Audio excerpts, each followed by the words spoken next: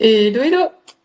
Bienvenue dans cette nouvelle masterclass. Bonsoir. Et on rigolait parce qu'on espère que vous êtes aussi bien installés que Monsieur Peluche, mais on espère que vous allez quand même rester éveillés avec nous tout au long Ouais, de cette là, masterclass. c'est pas gagné, là. C'est pas forcément gagné. Alors, ce soir, donc, dans cette masterclass, on va parler de la blessure d'injustice. Et j'ai vu que vous étiez nombreux et nombreuses à vous sentir concernés par cette blessure. Donc, j'espère que vous allez pouvoir trouver des clés pour comprendre finalement cette blessure d'injustice. Est-ce qu'elle vient que de vous ou finalement est-ce qu'il n'y a pas des liens aussi avec votre transgénérationnel et donc votre clan? Donc, ce soir, si vous avez cette sensation de ne pas être reconnu à votre juste valeur. Donc ici, il peut y avoir une problématique donc d'injustice, de ne jamais être bien accueilli, de ne pas vous sentir bien accueilli de manière générale, de ne jamais être reconnu dans votre voix, dans votre rôle, dans votre place.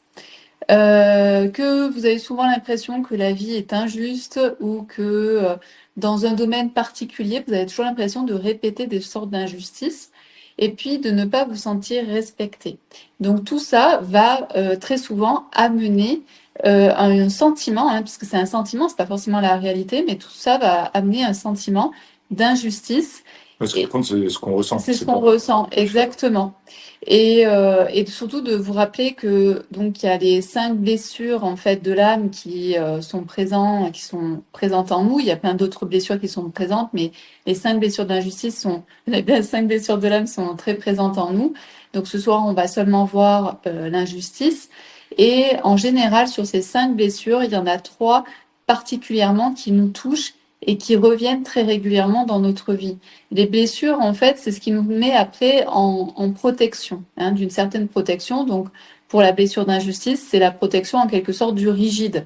On le verra tout à l'heure, mais il faut bien comprendre qu'il y a une blessure qui est l'injustice, et nous, on va y répondre d'une certaine manière, notamment pour nous protéger finalement, pour ne pas sentir cette blessure d'injustice. Euh, alors, comme d'habitude, je vous invite donc à nous partager vos remarques, vos questions dans le chat. Donc, je pense aussi sur ce côté ou peut-être de l'autre. Et si vous êtes sur téléphone, il faut prendre votre téléphone à la verticale et vous pouvez en fait tout noter dans le chat. Donc, questions, remarques. Comme d'habitude, on co-crée cette masterclass. Pareil, si vous avez rien à dire, mettez j'ai rien à dire, hein. Donc, on est parti pour cette masterclass. Ce que je vous rappelle, c'est que si par contre vous mettez en fait des commentaires ou des questions, parlez de vous, ne parlez pas du voisin, ne parlez pas d'une copine, ne parlez pas de votre conjoint. Je m'en fous complètement. Moi, ce que je veux, c'est que vous me parliez de vous, puisque vous commencez à comprendre aussi que dans le transgénérationnel, ce qui est important, c'est le ressenti de la personne. Et puis alors là, encore plus dans la blessure d'injustice, c'est est-ce qu'on ressent de l'injustice ou pas. Vous allez voir d'ailleurs, je vais donner plein d'exemples au cours de cette soirée. Et il y a des moments, des exemples où c'est pas du tout l'injustice que vous allez ressentir, mais ça va être peut-être de la trahison. D'accord? Donc, en fonction de la situation, on ne réagit pas tous de la même manière. Et donc, c'est pour ça que le ressenti est très important parce que dans une même situation, vous pouvez avoir 3 personnes différentes et il y a une personne qui va ressentir de l'injustice, une autre qui va ressentir de la trahison et une autre qui va ressentir du rejet. Donc, posez-vous bien la question ce soir quand je vais vous proposer des exemples, de vous dire est-ce que là je ressens de l'injustice ou est-ce que c'est une autre blessure qui me parle. Voilà, et aussi, bien sûr, je ne vais pas revenir sur les blessures, sur comment ça marche. Si vous avez envie d'en savoir plus sur les blessures, j'ai déjà fait plein de vidéos sur les blessures et tout est expliqué avec notamment des schémas parce qu'en fait, je me suis aperçue qu'il y a beaucoup de gens qui adorent le sujet des blessures, mais qui ne comprennent pas comment la blessure, en fait, fonctionne, pourquoi on a telle et telle blessure et surtout comment ça agit dans notre vie. C'est vrai, lorsque tu avais fait ces schémas, un peu ces PowerPoint, tu as eu plein de retours de gens qui disent purée, ça fait 15 ans, ça fait 20 ans que je lis des trucs sur les blessures et c'est la première fois que j'ai. Voilà. Ouais. Voilà. Donc je vais pas. Le but c'est pas de revenir sur comment les blessures fonctionnent et etc. Ici, je vais vraiment orienter mon discours avec les blessures de l'injustice, comment ça se traduit dans notre vie et pourquoi on les a et de le voir en fait sous l'angle du transgénérationnel. Voilà, je crois que j'ai tout dit. Donc c'est vraiment ce soir des questions de ressenti. Donc je vous invite aussi à bien être connecté à votre corps, à vos sensations. C'est comme ça que vous allez voir si la blessure d'injustice peut faire sens dans votre vie. Et aussi, comme d'habitude, dites-vous que vous prenez ce temps pour vous. Donc prenez un instant là pour vous recueillir, ressentir les choses et de vous remercier finalement de prendre ce temps pour vous, pour peut-être comprendre pourquoi vous avez un blocage, pourquoi vous vivez régulièrement de l'injustice et que vous êtes prête à trouver finalement des réponses, des solutions au travers de cette masterclass. Et également, n'oubliez pas que là, ce soir, on vous offre cette masterclass, donc profitez de ce moment aussi. C'est un petit peu comme si on vous donnait une partie de notre cerveau, on fait une transmission ce soir. Donc plus vous allez comprendre, plus on va pouvoir répondre à vos questions et plus en fait on sera tous satisfaits. Et pareil, on peut pas prendre toutes les questions de tout le monde forcément. Donc le but c'est aussi quand on prend une question, c'est de vous dire comment ça résonne ça chez moi. Est-ce qu'il n'y a pas aussi quelque chose qui résonne chez moi, puisque on est des êtres humains, on n'est pas là tous ensemble par hasard, c'est qu'il y a des choses aussi qui nous relient. Voilà, je pense que c'est tout. Je ne sais pas si tu veux ajouter autre chose. Oui, moi je vais saluer Madame Chantal, lui souhaiter une bonne soirée, parce que j'avais oublié la dernière fois. Alicia, en faisant mon arbre psychogénéalogique, je me suis rendu compte qu'il y a beaucoup de répétitions. C'est quoi un arbre psychogénéalogique? Je pense que c'est un génosociogramme, je pense. Okay. Donc c'est pas cette appellation. Ouais. C'est un arbre généalogique avec les informations du transgénérationnel, je pense. D'accord. Daniela, dans Noémie, bonjour. Pourriez-vous parler des traumatismes de l'abandon et par ce biais voir sa vie en compartiment et en dualité dans ces... je t'arrête tout de suite parce qu'en fait, on ne va pas voir l'abandon. Ce soir, on est dans l'injustice, on n'est pas du tout dans l'abandon. Et après, je ne sais pas qui est Daniela ou je ne sais pas qui est Noémie, mais voilà. Ah, Christine. Bonsoir de Christine et Flocon. Bonsoir Flocon et Christine. Allez, on y va. Alors, comment on peut voir en fait les blessures d'un point de vue du transgénérationnel? Alors les blessures, vous savez, si vous avez déjà lu des livres par exemple de Lise Bourbeau qui n'est pas à l'origine des blessures de l'âme, ça c'est important de le dire, elle a simplifié en fait une vision, elle a simplifié des découvertes, on va dire, psychologiques. Donc elle part en fait du départ en disant voilà, quand on arrive sur Terre, on va vivre en fait des expériences, notamment entre 0 et 7 ans en fonction de la blessure. Et toutes les expériences que l'on va vivre vont avoir une influence, en fait, vont toucher finalement des blessures, vont créer des blessures en nous. Et ensuite, avec l'âge adulte, pour éviter de ressouffrir à nouveau, on va faire en sorte en fait de se protéger. Donc, on va mettre un masque. Donc ça, c'est le prorata de départ que Lise Bourbeau nous propose.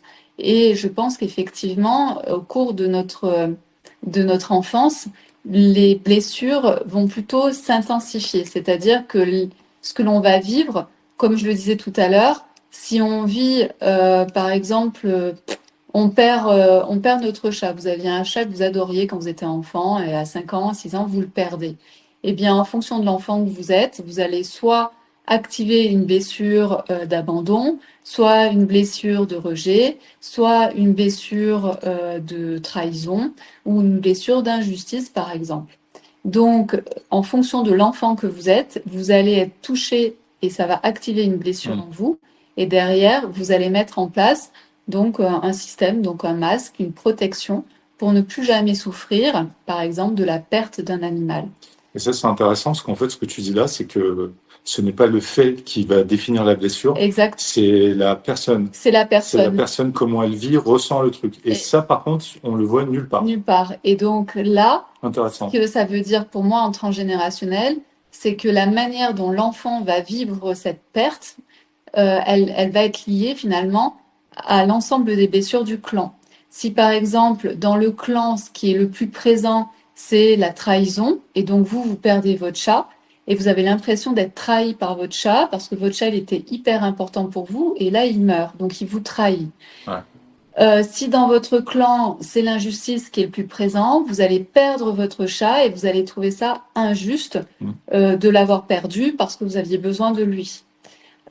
Si dans votre famille, c'est la blessure d'abandon qui est très présente, vous allez perdre votre chat enfant et là, vous allez ressentir, eh bien, mon chat m'a abandonné, il m'a quitté alors que j'étais bien avec lui, il était important pour moi. Donc, vous voyez que le chat, dans tous les cas, il est important. Dans tous les cas, il est décédé et pourtant, l'enfant va avoir une interprétation particulière et cette interprétation, elle va être empreinte de quelle est la blessure principale du clan. Alors je dis la blessure principale, mais je vais parler des blessures principales du clan et je pense que ici en fait on va retrouver les 3 blessures que vous pouvez avoir et vous allez voir que vous allez pouvoir retrouver ces 3 blessures dans le clan, dans ce que le clan a pu vivre au travers des expériences des uns et des autres, des personnes de votre clan. Donc ça, c'est important de le prendre en compte. Et une blessure, elle apparaît pas par hasard, elle apparaît aussi par répétition. C'est-à-dire que dans votre clan, il est possible qu'à plusieurs endroits, il y ait la blessure d'abandon ou à plusieurs endroits qu'il y ait blessure d'injustice. Et donc, c'est pour ça que vous, quand vous perdez votre chat, il y a cette blessure qui est très présente, qui est très répétitive, qui va réapparaître pour vous. Pourquoi? Parce que l'enfant, il est baigné depuis toujours dans l'énergie de son clan. Vous vous souvenez, avant que l'enfant arrive, il y a ce qu'on appelle le progescence. C'est-à-dire que l'enfant est même pas en conception, qu'il y a déjà des projections sur cet enfant. Ah, il va être comme ci, il va être comme ça, il va faire ci, il va faire ça, etc. Donc souvent, aujourd'hui, en mode Montessori, école bienveillante, tout ça, les parents essayent de pas faire de projection, mais en fait, même si vous ne faites pas de projection de manière consciente, vous allez faire des projections de manière inconsciente dans tous les cas. Donc, tous les enfants reçoivent, même avant leur conception, reçoivent déjà un projet sens. C'est comme ça, donc c'est une énergie particulière. C'est comme si c'était la petite fée qui disait à l'enfant, tu seras comme ci, comme ça, etc. Donc l'enfant est déjà chargé avant même qu'il y ait la conception de l'enfant. Et donc ensuite, bien sûr, après, il y a la conception, ensuite, il y a la grossesse, ensuite, il y a la naissance. Et dans toutes ces phases-là, l'enfant baigne dans l'énergie de son clan, baigne dans l'énergie de ses parents. Donc, par exemple, imaginons sa mère est enceinte et elle a l'impression de vivre une injustice. L'enfant va vivre également l'injustice avec sa mère. Donc, c'est important de comprendre quel est le contexte des parents, et le contexte du clan. Et la maman, si elle ressent de l'injustice pendant sa grossesse, c'est aussi possible parce que dans son clan, il peut y avoir beaucoup d'expériences d'injustice dans le clan.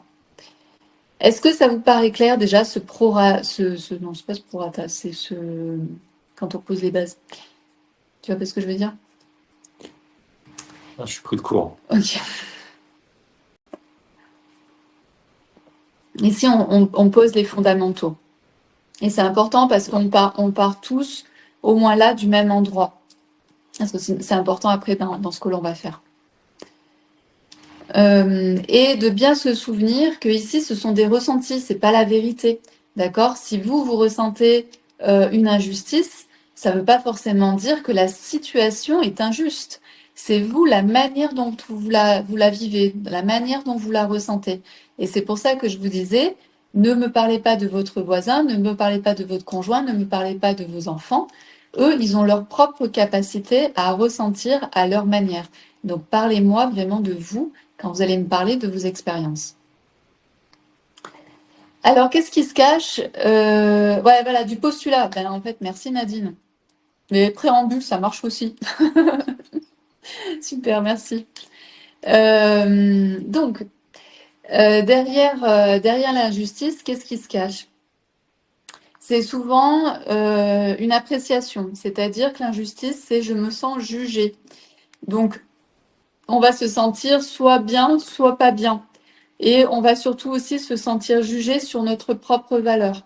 Donc, toutes les valeurs inimaginables dans tous les secteurs en fait de notre vie. Donc, derrière l'injustice, sachez, ça c'est important de le comprendre, c'est que derrière, quand vous ressentez de l'injustice, c'est que derrière, vous vous êtes senti jugé. Que ce soit en bien, en mal, peu importe, c'est qu'à un moment donné, vous avez eu l'impression de vous sentir jugé, mais aussi que vous êtes jugé vous-même, hein, d'accord? Si vous acceptez que les autres vous jugent, vous ressentez un jugement de la part des autres, c'est que vous acceptez aussi de vous juger vous-même. Également, derrière l'injustice, on peut trouver la reconnaissance, c'est-à-dire est-ce que je suis bien ou maltraité? Est-ce que j'ai été injustement qualifiée? On n'a pas vu ma valeur, on n'a pas vu mon potentiel, on n'a pas respecté mes droits. Il y a des sortes de lois bafouées. Donc ça peut être soit des lois vraiment, le code pénal, le code machin, mais ça peut être aussi des lois, c'est-à-dire dans la société, qu'est-ce qui est accepté, les mœurs, etc. Donc il y a toujours une histoire de reconnaissance, en fait, de comment je suis vue par la société. Et est-ce que la société, est-ce que les gens me voient à ma juste valeur avec mon véritable potentiel, ou est-ce que on bafoue mes droits, voilà, on ne respecte pas la loi ou les mœurs, etc. Et il y a aussi, bien sûr, derrière l'injustice, il y a une grosse part où on va chercher l'équité, l'équilibre, l'impartialité, l'honnêteté. Donc, toutes les personnes qui sont très sensibles à la blessure d'injustice, elles vont souvent ressentir que dans ce qu'elles sont en train de vivre, il n'y a pas d'impartialité ou il n'y a pas eu d'honnêteté dans la façon d'être approuvé, d'être reconnu. D'accord? Moi, ça me fait penser, par exemple, on a regardé une série là sur un tueur où en fait effectivement il y a vraiment tout qui pointe vers cette personne, mais en même temps la partie adverse a réussi à démontrer que les policiers en fait n'avaient pas bien fait leur travail, qu'il y avait quand même des doutes sur les preuves qui avaient été reconnues. Ah, objectif atteint, mais pas de la journée sont atteints. Donc, il y a donc bien sûr de l'extérieur, on se dit ben oui, il est coupable, et de l'autre côté, la partie adverse arrive à prouver que c'est peut-être pas si voilà, ils ont un peu fait n'importe quoi au niveau de la police dans la récupération des preuves, etc. Et donc au final, le juré a pris la décision d'être impartial, enfin au contraire d'être partial, en disant ben on peut pas, effectivement, il y a tout qui pointe vers lui mais en même temps, il y a tellement des choses défectueuses par rapport aux preuves que en fait, on n'en est pas sûr. Donc, ce serait injuste, en fait, de le rendre coupable. Mais donc, si vous ne le rendez pas coupable, lui, eh bien, derrière, vous allez créer de l'injustice chez la famille parce que, effectivement, au final, c'est lui qui a tué, mais il n'y avait pas les preuves qui montraient que c'était lui. De toute façon, dans ces cas-là, l'injustice ou la justice de l'un fait l'injustice des autres. Exactement, et je vais en parler, mais effectivement, c'est ouais, mais c'est exactement ça. Ouais. Donc voilà, en tout cas, c'est des sentiments quand on vit de l'injustice, c'est qu'on a l'impression qu'il y a quelque chose qui est pas équilibré, qui est pas équitable, qui n'est pas impartial et qui n'est pas honnête. Et les petites questions qui peuvent venir dans votre tête, c'est qu'est-ce que j'ai fait pour ne pas être aimé? Et qu'est-ce que je peux faire de plus pour être aimé à ma juste valeur derrière, hein, il faut toujours mettre à ma juste valeur. Donc ça, posez-vous ces questions-là. Si c'est des choses qui reviennent régulièrement dans votre tête en vous disant qu'est-ce que je peux faire pour être aimé à ma juste valeur, à mon juste potentiel, à la juste personne que je suis, et bien là, en fait, ça parle de vous et ça parle d'injustice notamment. Voilà ce qu'on peut y lire derrière l'injustice. Qu'est-ce qui se cache derrière l'injustice? Et donc, vous voyez, c'est un champ sémantique qui est assez large et qui est important de prendre en compte quand on parle de ce sujet-là. Et ensuite, dans la caractérisation donc de notre quotidien, qu'est-ce qu'on va vivre en quelque sorte, quels sont les symptômes quand on a cette blessure d'injustice? Eh bien, on va porter donc ce qu'on appelle le masque du rigide. Donc ça, c'est ce qu'on retrouve dans les livres en fait de Lise Bourbeau, où on va retrouver le rigide. Souvent, c'est quelqu'un de grand, c'est quelqu'un de pas très souple, etc. Donc on peut l'observer et donc c'est quelqu'un aussi qui va être très dans la précision, très dans la perfection, très dans l'exigence. Il va avoir un côté un peu comme ça. Et puis également, en fait, à l'intérieur de lui, il y a beaucoup, beaucoup de colère. Donc, soit c'est de la colère qu'il arrive à exprimer, soit c'est de la colère qui est rentrée. Mais en tout cas, c'est une personne qui, la plupart du temps, va quand même vivre des émotions de colère. Et c'est aussi quelqu'un qui va être dans la performance, puisqu'il trouve que c'est injuste, parce qu'en fait, on ne le voit pas, on ne le reconnaît pas à sa juste valeur, etc. Donc, c'est quelqu'un qui va être assez dans la performance, qui va vouloir être vu, qui va vouloir être reconnu pour ce qu'il fait, etc. Donc, voilà, c'est quelqu'un qui va toute sa vie, en fait, chercher, s'il travaille pas, bien sûr, sur lui, il va chercher, en fait, à être reconnu, à être vu et à être dans la performance. Et il a ce petit truc qui tourne dans la tête, c'est aussi d'être dans la réussite. Donc, c'est quelqu'un qui est très tendu parce que il doit aller vers un but, absolument vers un but. D'accord? Donc, la personne, en quelque sorte, un de ses antidotes, c'est de pouvoir travailler sur la vie n'est pas toute blanche, la vie n'est pas toute noire. Les situations ne sont pas toutes blanches, les situations ne sont pas toutes noires. Il y a toujours du gris. Et ça, pour quelqu'un qui a une blessure d'injustice qui est assez présente, il a du mal à faire la différence. C'est un peu soit tu as raison, soit tu as tort. Soit tu es coupable, soit tu es non coupable. Et c'est quelqu'un qui va avoir du mal à réussir à faire du gris en fait dans sa vie, de mettre des nuances. Voilà, merci. Et je rappelle, dans notre société actuelle, on n'est pas en plus engagé à faire de la nuance. Dès qu'on fait de la nuance, ça part un peu en sucette. Donc aujourd'hui, on est dans une société où c'est soit noir, soit blanc. Voilà. Et donc, bien sûr, après, bah, c'était ce que tu disais tout à l'heure, c'est que dans les procès, en fait, il n'y a jamais personne finalement qui est satisfait, ni celui qui est sur le banc des accusés, ni celui qui est en accusation.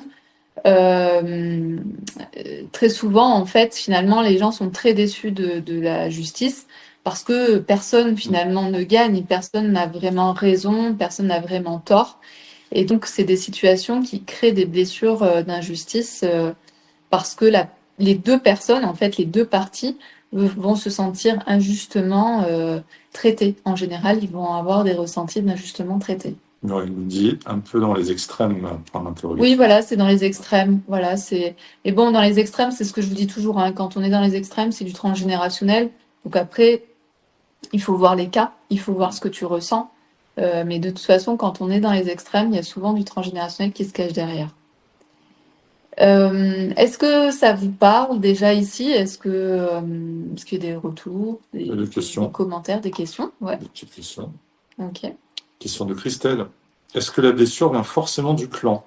Et comment le savoir si mes clans ont vécu cette blessure? Ah bah alors ça, c'est toute la question du transgénérationnel. Donc, est-ce que ça vient forcément du clan? Moi, c'est ce que j'ai dit au départ. Pour moi, il y a une sorte d'infusion. Le bébé, avant même qu'il arrive, il y a déjà des projections sur cet enfant. Donc par exemple, des parents qui pourraient vivre des procès difficiles, compliqués, etc., ils pourraient se dire, ah ben j'espère que mon enfant il sera avocat, tu vois. Donc là, il y a déjà une infusion d'injustice naturellement. Et n'oubliez pas que le projet sens, il est autant conscient qu'inconscient de la part des parents, mais de la part de l'ensemble du clan. Donc, si ça tenait qu'à moi, j'ai pas de résultats scientifiques à te montrer, mais quand on commence à comprendre comment fonctionnent les blessures et comment fonctionne le transgénérationnel, moi je pense qu'il y a énormément de blessures qui sont à la base créées par le clan, parce que depuis toujours on infuse dans l'énergie du clan. Et ensuite, comment savoir? Eh bien, c'est comme d'habitude, c'est poser des questions et que ce soit à vos parents, à vos grands-parents s'ils sont encore là, mais ensuite vous avez des cousins, vous avez des grands-oncles, des grandes-tantes, vous avez des oncles, des tantes, vous avez les voisins de vos parents, vous avez les amis de vos parents. Toutes ces personnes-là, en fait, ont souvent plus d'informations que votre famille, votre clan lui-même. Donc c'est important de voilà d'ouvrir et d'aller poser des questions. En réalité, si tu veux avoir des informations, c'est poser des questions. Et puis ensuite, il y a d'autres aspects, c'est-à-dire que moi, je peux voir comment dire, je peux voir certaines dynamiques, hein, et c'est ce qu'on va voir un peu ce soir aussi. Je vais vous donner des pistes en fait de réflexion par rapport à ça.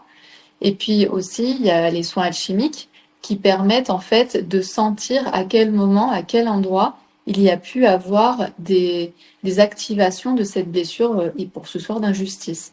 On peut se connecter très facilement par une sorte d'hypnose en fait que je propose et de se connecter à son clan et de venir d'avoir des flashs, de ressentir des choses par rapport à son clan sur, par exemple, si tu veux travailler sur la blessure d'injustice.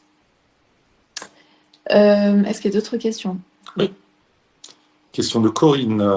Comment une famille fait une projection inconsciente sur un enfant non attendu ou non désiré? Parce qu'en fait, le clan, alors c'est très intéressant, le clan, il cherche en fait à toujours être en équilibre, d'accord? Donc, dès qu'il y a quelque chose qui se passe dans le clan, pour une personne du clan ou pour le clan, donc il y a un déséquilibre. Donc, en fait, naturellement, l'enfant qui va arriver, il y a forcément un premier et un dernier dans un clan, d'accord? Donc, pour le clan, c'est le prochain qui va arriver, hein, donc c'est inconscient, hein, le prochain enfant qui va arriver, on va lui demander de réparer pour pouvoir venir rééquilibrer le clan. Donc, euh, le clan sait qu'il va y avoir des descendants. Donc, on attend le prochain descendant pour pouvoir venir régler, par exemple, cette problématique-là qui s'est passée où il y a eu un dérèglement, il y a eu un déséquilibre. Tout simplement. C'est dans le clan, pour le coup consciemment, on sait qu'il va y avoir une descendance à un moment donné. Donc, l'enfant qui va arriver est déjà chargé d'une intention. C'est clair ce que je dis? C'est logique, non? Ouais, d'accord. Est-ce que ça te parle, Corinne?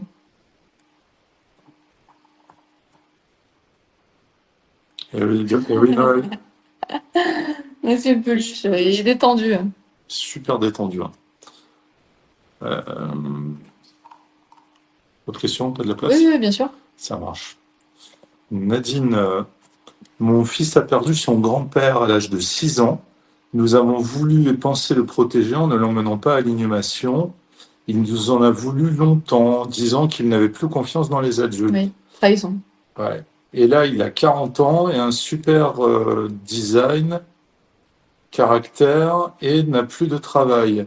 C'est injuste et moi, sa mère, c'est l'injustice, ma blessure principale. Inceste, pas reconnu, etc. Ouais. Donc, il y a un lien avec tout ça, point d'interrogation. Alors là, il faut que je vois ton arbre, en fait. Je peux pas te dire ça comme ça. Il faudrait faire une analyse complète. Ouais, en fait, ici, c'est ce qui arrive très souvent, notamment à l'âge de 6 ans, c'est la blessure de trahison qui va s'activer. C'est-à-dire que, comme d'habitude, toi, en tant que parent, tu as fait du mieux que tu pouvais pour ton enfant et tu t'es dit, mon enfant, il n'a pas sa place, en fait, à une inhumation à son âge, en fait. Je vais pas l'emmener. Donc toi, tu as agi en parent comme toi, tu pensais devoir agir. Ensuite, le ressenti de ton enfant, c'est autre chose. C'est ce que je vous dis toujours. Ne me parlez pas de vous, ne me parlez pas, ne parlez-moi de vous, mais pas de vos enfants ou autres, parce qu'en fait, chacun a sa manière d'activer. Et notamment, la blessure de trahison, elle s'active à l'âge de 6 ans. Et c'est au même âge, en fait, que les enfants vont découvrir que le Père Noël n'existe pas. Et il y a des enfants qui en veulent à leurs parents de leur avoir menti. Donc après, ils se disent, je ne peux plus avoir confiance en mes parents. D'accord? Donc ça, c'est aussi un passage en quelque sorte à faire. Et donc là, toi, tu ressens de l'injustice par rapport à ton fils qui n'ait pas de travail et qu'ensuite, toi, tu as vécu de l'inceste, tu n'as pas été reconnu, etc. Lui, je ne sais pas, il faut lui demander, est-ce qu'il a trouvé ça injuste de ne pas pouvoir aller à l'enterrement ou est-ce qu'il a trouvé ça de la trahison? Tu vois, c'est pas les mêmes ressentis. Donc, je peux pas répondre en fait pour ton fils. C'est toi qui dois répondre. Toi, ce que je ressens, ce que j'entends, c'est que pour beaucoup de choses, tu ressens de l'injustice. Mais ce sera pas forcément le cas de ton fils parce que je rappelle que ton fils, il a 50% de toi, mais il a aussi 50% de son père. Et donc son père, lui, peut-être que dans la famille, ce qui est très actif, c'est par exemple la blessure de trahison. D'accord? N'oubliez pas que vous n'êtes pas toute seule à faire un enfant. C'est ça que je vois souvent chez les femmes, c'est qu'elles oublient qu'il y a une autre partie. D'accord? Marie-Françoise, est-ce que l'abandon est lié avec l'injustice? Car j'ai l'impression d'avoir ces deux blessures. Oui, donc c'est ce que je disais. En général, donc il y a Il y a 5 blessures principales qui ont été mises en valeur par le travail de Lise Bourbeau. Et sur ces 5 blessures, en général, on en a 3 qui sont très importantes dans notre vie, qui sont très présentes.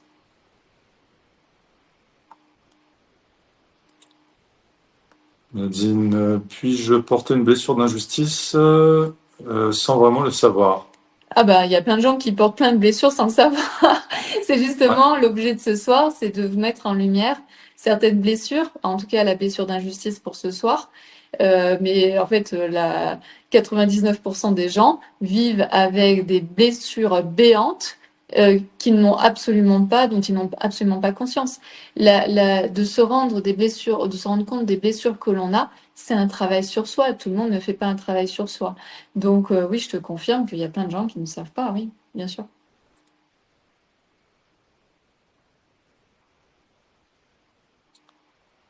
Marie-Noël, est-ce le clan qui influence ou c'est nous qui choisissons de vivre cela?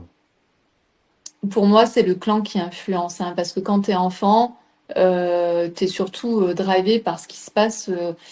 Par exemple, ce qu'on voit d'un point de vue transgénérationnel, c'est que de 0 à 7 ans, en général, quand il y a une problématique de comportement chez l'enfant, on s'amuse même pas à réfléchir qu'est-ce qu'il a vécu l'enfant, etc. On va directement voir le transgénérationnel et ça libère en fait énormément de choses. Souvent, l'enfant, il a tellement macéré, il a tellement absorbé l'énergie de ses parents et de tout le clan, il arrive, il n'est pas lui en fait. Donc, de 0 à 7 ans, quand il y a un enfant qui, euh, qui a des difficultés, des problématiques, etc., on peut directement remonter au transgénérationnel et ça marche super bien. C'est notamment tout le travail de Bruno Clavier qui est extraordinaire et qui est Pour les enfants, psychanalyste, top. Psychanalyste transgénérationnel pour les enfants. Et en fait, il s'aperçoit que les enfants peuvent être guéris très très rapidement en une journée, une semaine, à partir du moment où on remonte sur le transgénérationnel et que les parents commencent à ouvrir un peu les vannes des secrets de famille, des non-dits, etc., etc. Ouais, lui, il fait passer la 5e aux enfants. Ouais, c'est ça. Et toi, c'est pour les adultes. Ouais, on va dire ça comme ça. Donc, voilà. Question Sandrine, comment se sortir des blessures familiales? Alors, il y a plein de manières différentes. Alors, en sachant que quand on dit se guérir des blessures, c'est quelque chose qui est un peu galvaudé, c'est-à-dire que vous allez réduire la blessure, mais les blessures, vous allez toujours les avoir, d'accord? C'est juste que, comme on disait tout à l'heure avant, ce qui est intéressant, c'est d'avoir conscience des blessures que l'on a. Et lorsqu'on est en train de jouer une scène, hein, parce qu'on est en train de rejouer des trucs, hein, c'est de se dire, oh purée, j'ai ma blessure d'injustice qui est en train d'être activée. Comment je fais pour ne pas mettre mon masque pour me protéger? Et donc, comment je désamorce cette situation pour la vivre d'une autre manière et surtout pour la vivre mieux? Parce que venir guérir, je vais mettre en guillemets, guérir ses blessures, c'est d'avoir une meilleure vie, hein, tout simplement. C'est-à-dire d'avoir des meilleures relations, ça veut dire vous épanouir plus, ça veut dire mieux vivre, etc. Donc, le but, en fait, de la guérison des blessures, ça va être de prendre conscience de vos blessures et ensuite de venir les diminuer avec vraiment plein de prises de conscience. Donc moi, ce que je propose, c'est de venir faire notamment donc se libérer des blocages du transgénérationnel. Ça permet de comprendre où on en est de son transgénérationnel pour pouvoir s'en libérer, d'accord? De se libérer en fait de son transgénérationnel.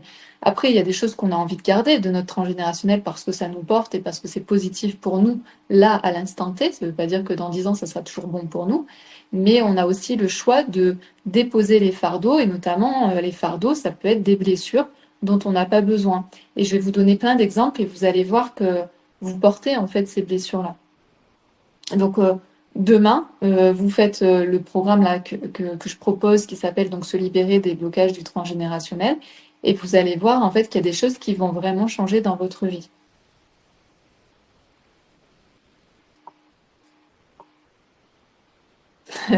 Alors Brigitte, elle dit, je pensais que l'on choisissait ses blessures avant l'incarnation. Est-ce vrai? Ça dépend à quoi tu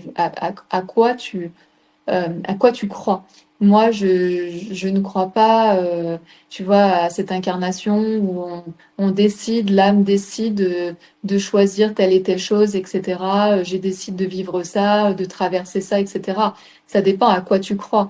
Moi, je crois au transgénérationnel, c'est-à-dire que avant que j'arrive, il y a déjà une intention pour le descendant suivant et que le descendant suivant, en fait, récupère cette énergie, ses non-dits, ses secrets, les blocages, les blessures, etc. C'est-à-dire que avant d'arriver, on récupère tout un truc déjà de notre clan.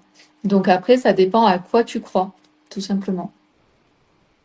Parce que pour moi, alors après, je vais peut-être aller plus loin, c'est que aujourd'hui, en fait, on fait croire des choses à beaucoup de gens, mais qui sont impalpables. Le transgénérationnel, c'est palpable. Si vous connaissez un peu l'histoire de votre famille, vous allez vous rendre compte que vous transpirez finalement l'histoire de votre clan. Ça vient pas nulle part, donc c'est très palpable et donc on peut agir très facilement. C'est un petit peu comme les personnes qui vont me dire ah oui, Peggy, j'ai envie d'être heureuse dans ma vie. C'est un petit peu, ah ben j'ai été incarnée à tel endroit et je sais pas quoi. Donc en fait, c'est très flou, c'est très léger, c'est très immatériel, c'est pas concret. Alors que quand une personne me dit, voilà, Peggy, j'ai envie de rencontrer quelqu'un, j'ai envie d'être bien dans mon couple, j'ai envie de rencontrer un mec sympa, etc. Bon, ben là, il y a quelque chose de précis, il y a quelque chose, je sais quelle est l'intention de la personne. Donc après, si elle n'arrive pas à rencontrer la bonne personne, je vais aller voir dans les histoires de famille. Et les histoires de famille, elles ont réellement existé. Bien sûr, elles ont des mythes, bien sûr, elles ont des légendes, bien sûr, on ne sait pas tout, mais on a déjà en fait de la matière sur laquelle s'appuyer et ensuite on peut libérer l'émotion, l'énergie qui est bloquée dans cet arbre pour des histoires amoureuses, par exemple. Voilà. Donc après, c'est une histoire de croyance. C'est à quoi vous croyez. Moi, je suis pas là pour vous démontrer des choses de croyance. Chacun a ses croyances. Bien sûr. Valérie, cela m'a coûté énormément d'argent. Plus je suis dans une blessure d'injustice. Ma peur est de communiquer cette blessure à mes enfants. Que puis-je faire? Tu peux rien faire. Entre guillemets, c'est-à-dire que en fait, c'est normal en tant que parent, vous voulez être les meilleurs parents possibles. Ah, le message est en deux parties. Comme ça, c'est plus simple. Ça commençait par j'ai choisi de divorcer suite à une trahison. Ok. Voilà. Et cela m'a coûté énormément d'argent en plus. Je suis dans une blessure d'injustice. Ma peur est de communiquer cette blessure à mes enfants. Ok. Donc déjà, ce que j'entends, c'est que tes enfants sont déjà grands, d'accord? Donc la première chose, c'est bien sûr, les parents veulent faire le mieux qu'ils peuvent auprès de leurs enfants, sauf que vous ne pourrez jamais être tout blanc. Votre clan ne pourra jamais être tout blanc. Alors je sais que c'est difficile à entendre pour les gens qui ont la blessure d'injustice parce qu'on cherche toujours le blanc ou le noir, mais il va falloir être ok en fait de faire une sorte de nuance, d'accord? Donc ça, c'est tout à fait normal. Donc vous serez les parents que vous devez être. Ensuite, effectivement, être parent conscient, c'est différent, c'est un cran au-dessus. Donc toi, en tant que femme, en tant que mère, bien sûr que tu peux faire un travail sur toi et venir libérer cette blessure d'injustice et être euh, moins sensible en fait à ça, être moins réactif par rapport à ça, et donc forcément tu vas envoyer moins cette blessure partout autour de toi. Donc ça, c'est un travail personnel, comme je dis toujours. Les personnes qui font un travail sur elles, peu importe le travail, et s'il est transgénérationnel, on va autant agir sur notre clan, donc ceux qui sont avant nous, que sur les descendants. Donc parce que nous, on va changer, parce que nous, notre vibration va changer, notre vision de voir va changer, parce que notre façon de réagir va changer. D'accord? Les blessures, c'est vraiment une façon d'être dans la vie, de réagir dans la vie. Donc ça, c'est deux choses. Et ensuite, ce que j'entends, c'est que tes enfants sont grands. Donc il y a déjà énormément de choses qui leur ont été inculquées, qui leur ont été transmises. Vous vous souvenez, on a parlé de ce qui est transmis, c'est déjà avant, même avant que l'enfant arrive, il y a déjà une projection sur cet enfant. Donc il y a déjà tout plein de choses qui sont déjà transmises à tes enfants. Et ensuite, en tant que bon parent, entre guillemets, c'est de savoir que tu as donné toutes les bonnes cartes à tes enfants, c'est-à-dire que leur as donné ben, la meilleure éducation que tu pouvais, tu leur as choisi le meilleur père que tu pouvais, que tu as été la meilleure mère que tu pouvais, et donc ben, tes enfants, fais leur confiance, et c'est ce qu'on appelle être en paix avec le destin de ses enfants. Tu ne pourras pas Si ton enfant, par exemple, décide de se droguer, tu ne peux pas faire différemment à sa place. Tu es obligé d'accepter son destin. C'est d'accepter le destin. Tu peux pas aller à l'encontre du destin. Voilà. Je sais pas si j'ai répondu.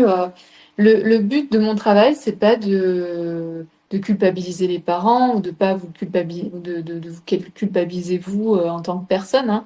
Le but, c'est vraiment dans le transgénérationnel de trouver des solutions pour faire différemment. Ouais. De mieux vivre, d'atténuer, d'apaiser, voilà, et la paix, être en paix. Par exemple, quand j'ai commencé le transgénérationnel, la personne en fait qui m'a formée me disait toujours être en paix. Et au début, je ne savais pas ce que ça voulait dire être en paix. Je n'avais jamais été en paix de toute ma vie. Et c'est en commençant à travailler sur le transgénérationnel que j'ai compris ce que ça voulait dire être en paix. Alors, être en paix avec sa mort, être en paix avec la mort de ses parents, être en paix avec le destin de ses enfants, être en paix de plein de choses, ça permet vraiment d'être beaucoup plus tranquille. Et c'est un véritable travail. La place sur la fréquence. Ouais, oui. Bon, soit parce qu'on n'arrive pas jusqu'au bout, on n'arrive pas jusqu'au bout, hein. Je pense que c'est intéressant de prendre les questions. Bah, carrément. Question de Lucette. La position dans la fratrie donne-t-elle des indices? A-t-elle son importance? Ben, la place dans la fratrie, c'est elle va te dire à qui tu es relié. Donc, imaginons, je ne sais pas, Lucette, comme c'est un Lucette, à mon avis, tu es plutôt vers la fin de la fratrie. Imaginons, tu es la troisième de la fratrie. Tu vas être relié à tous les troisièmes de ton clan. Donc, qu'ont vécu les troisièmes de ton clan? Est-ce qu'ils ont vécu des moments d'injustice? D'accord?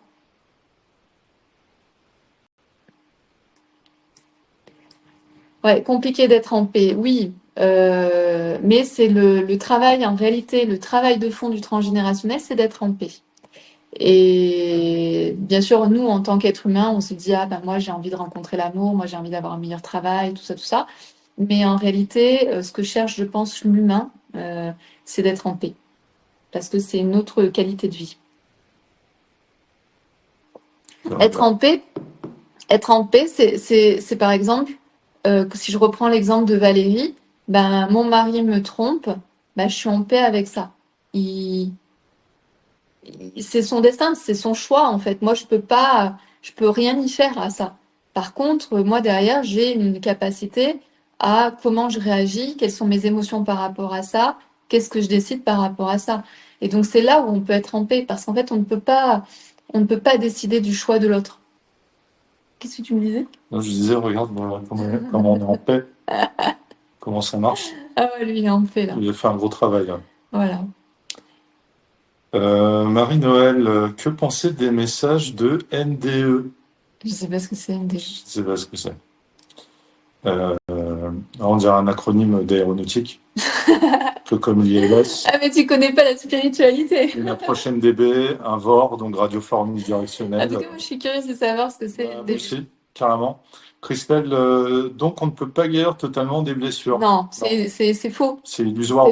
Ouais. Si on vous dit je vais te guérir de tes blessures, partez en courant, c'est un charlatan. Ouais. Vous allez réduire, vous allez réagir différemment.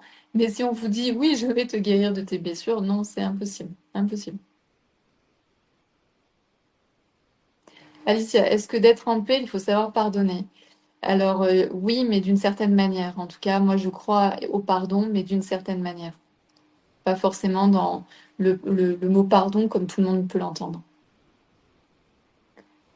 Alors Christelle, la paix serait la guérison, tout à fait, en tout cas pour moi. Et d'ailleurs, peut-être que vous l'avez déjà vu ce schéma où en fait en bas on a, je sais plus, la honte. Vous savez les pyramides en fait des émotions. Donc en bas on a la honte, la colère, la peur, etc. Et tout en haut en fait on a l'amour, mais au-dessus de l'amour on a la paix. D'accord? Donc c'est pour ça que je vous dis, les gens souvent cherchent l'amour, mais c'est même pas l'amour en fait, c'est la paix. Le plus haut sentiment vraiment qui nous porte et qui nous fait nous sentir bien, c'est la paix. Manon, comment fait-on ce travail transgénérationnel? En fait, donc, bon, je vais le dire en vitesse. Donc, je propose en fait un programme qui s'appelle Se libérer des blocages du transgénérationnel. On vous en parlera tout à l'heure si certaines sont intéressées.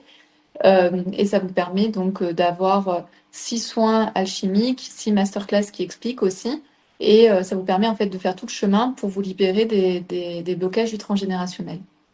Marie-Françoise, est-ce qu'il faut regarder là où on est injuste avec nous-mêmes? Oui, c'est très intéressant. On voit Marie-Françoise qui a déjà fait du travail sur elle, donc oui, tout à fait. Alors, ce que je vais proposer maintenant, c'est de vous donner des exemples et puis vous me direz si ça vous parle, si ça évoque des choses. Ici, je vais vous inviter vraiment à être connecté à votre corps parce que même si on ne connaît pas les histoires, toutes les histoires, on ne pourra jamais les connaître, même si on ne connaît pas toutes les histoires de notre clan, le fait d'être connecté à notre corps, ça nous permet en fait d'avoir des vibrations, des sensations, parfois des visions de effectivement ça me parle. D'accord? Donc moi c'est pour ça que j'ai souvent j'ai les poils qui s'hérissent, j'ai des vibrations, j'ai des frissons quand on est au bon endroit. Quand je travaille avec les gens en individuel, je sais exactement quand on est au bon endroit parce qu'il y a comme une chape de plomb soit qui s'abat, soit il y a quelque chose en tout cas qui bouillonne, qui est autour. Il y a quelque chose en fait qui est en train d'être vu et d'être parlé. Donc je vous invite à être vraiment. Ah merci Lauriane. Lauriane a dit super programme, je recommande. Ouais, Merci. je n'osais pas. J'attendais qu'on m'accorde la parole. Et ça fait plaisir d'avoir des retours parce que c'est un programme que j'adore. Et donc, plus il y a de personnes qui peuvent profiter de ce programme et plus les gens vont pouvoir avancer dans leur vie. Et j'ai de très bons retours, mais c'est cool que tu sois là, Lauriane, et qu'on puisse le dire en live. Donc, tout ça pour dire que je vais vous donner des exemples. Restez connectés à votre corps et ressentez s'il y a des frissons, s'il y a des choses qui viennent dans votre corps. Alors, dans le premier exemple que je vais vous donner d'injustice, de blessure d'injustice dans laquelle on a pu, dans votre clan, activer la blessure d'injustice, c'est tout ce qui est en lien avec la spoliation. Je vais y arriver. Spoiler, c'est les Ouais. refrains. Donc, posez-vous la question, est-ce qu'il y a à un moment donné des gens qui se sont accaparés, notamment des biens de votre famille, par exemple? Donc ça, c'est des choses qu'on va très souvent retrouver dans les familles juives à cause de la guerre, mais on peut le retrouver entre frères et sœurs, par exemple. Un frère qui s'est accaparé. Hein? Succession. Ouais, voilà, dans les successions, les héritages. Ouais. Par exemple, un frère qui se serait tout accaparé rien que pour lui et il aurait rien laissé aux autres frères et sœurs. Donc ici, il y a une injustice, donc c'est du vol, puisqu'il y a des règles au niveau des héritages, on ne peut pas faire n'importe quoi. Et donc voilà, donc c'est tout ce qui pourrait être du vol, de la spoliation, des choses comme ça qui disparaissent alors que c'est injuste, des choses qui sont pas correctement réparties, donc ça va créer aussi de l'injustice.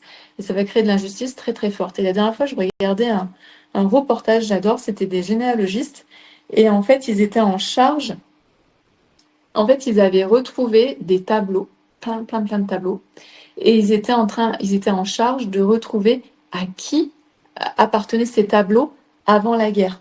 Parce que ces tableaux avaient été pris, en fait, sûrement par les nazis, etc. Et ils avaient retrouvé ces tableaux.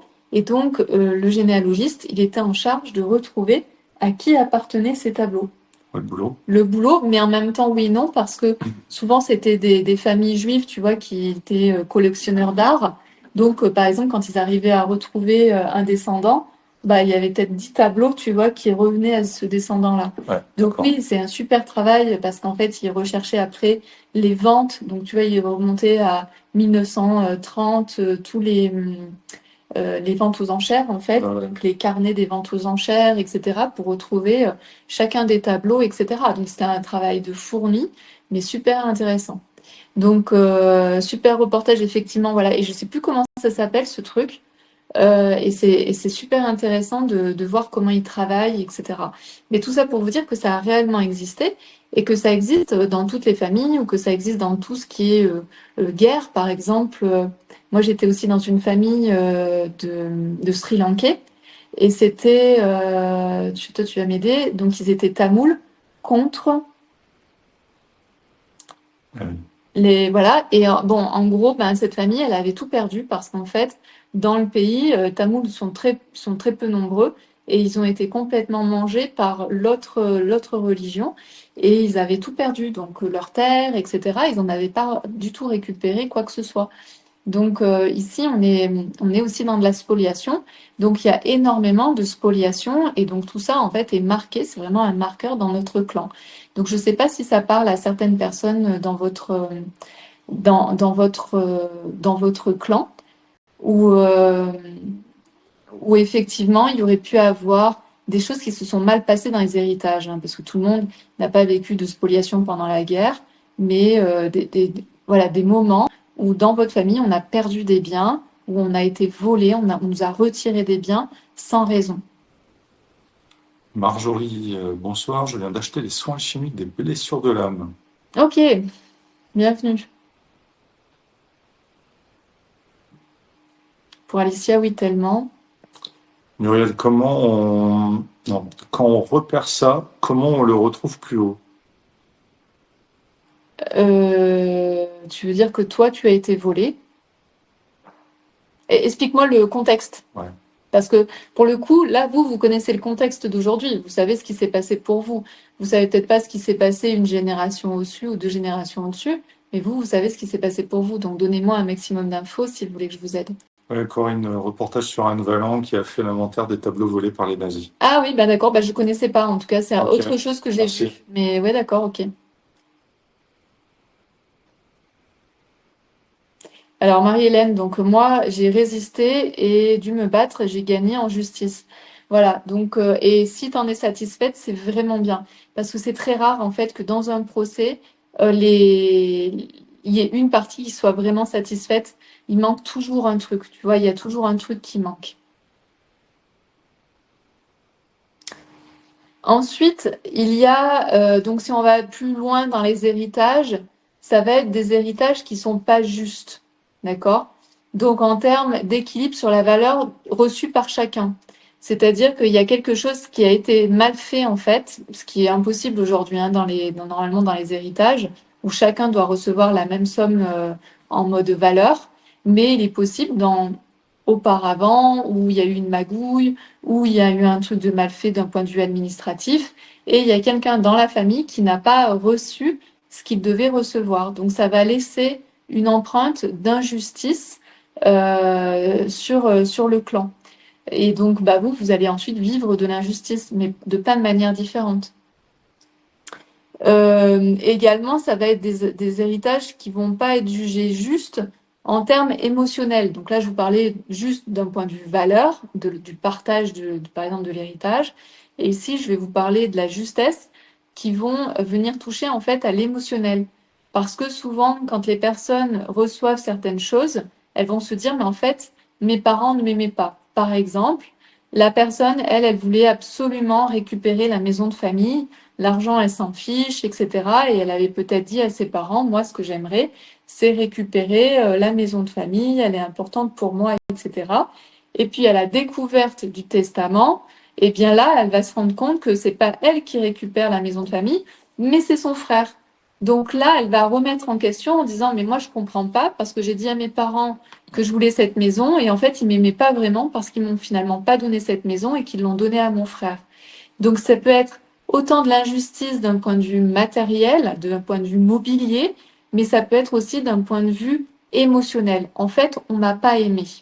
C'est trop injuste. Ce qui est en train de se passer là, c'est trop injuste parce qu'en fait, mes parents, ben oui, ils préféraient mon frère à moi.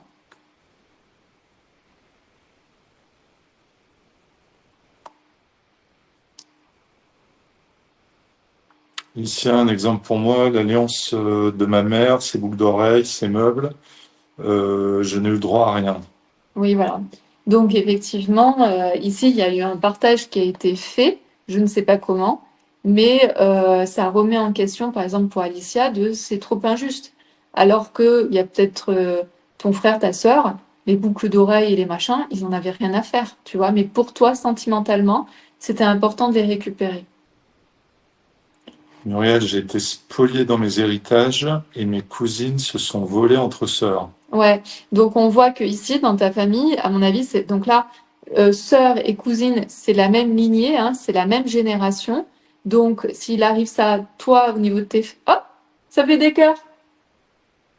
Je sais pas comment ça marche. On sait pas comment ça marche, des fois ça fait des cœurs. C'est quand ça détecte, voilà, ouais. Comme ça, je sais pas.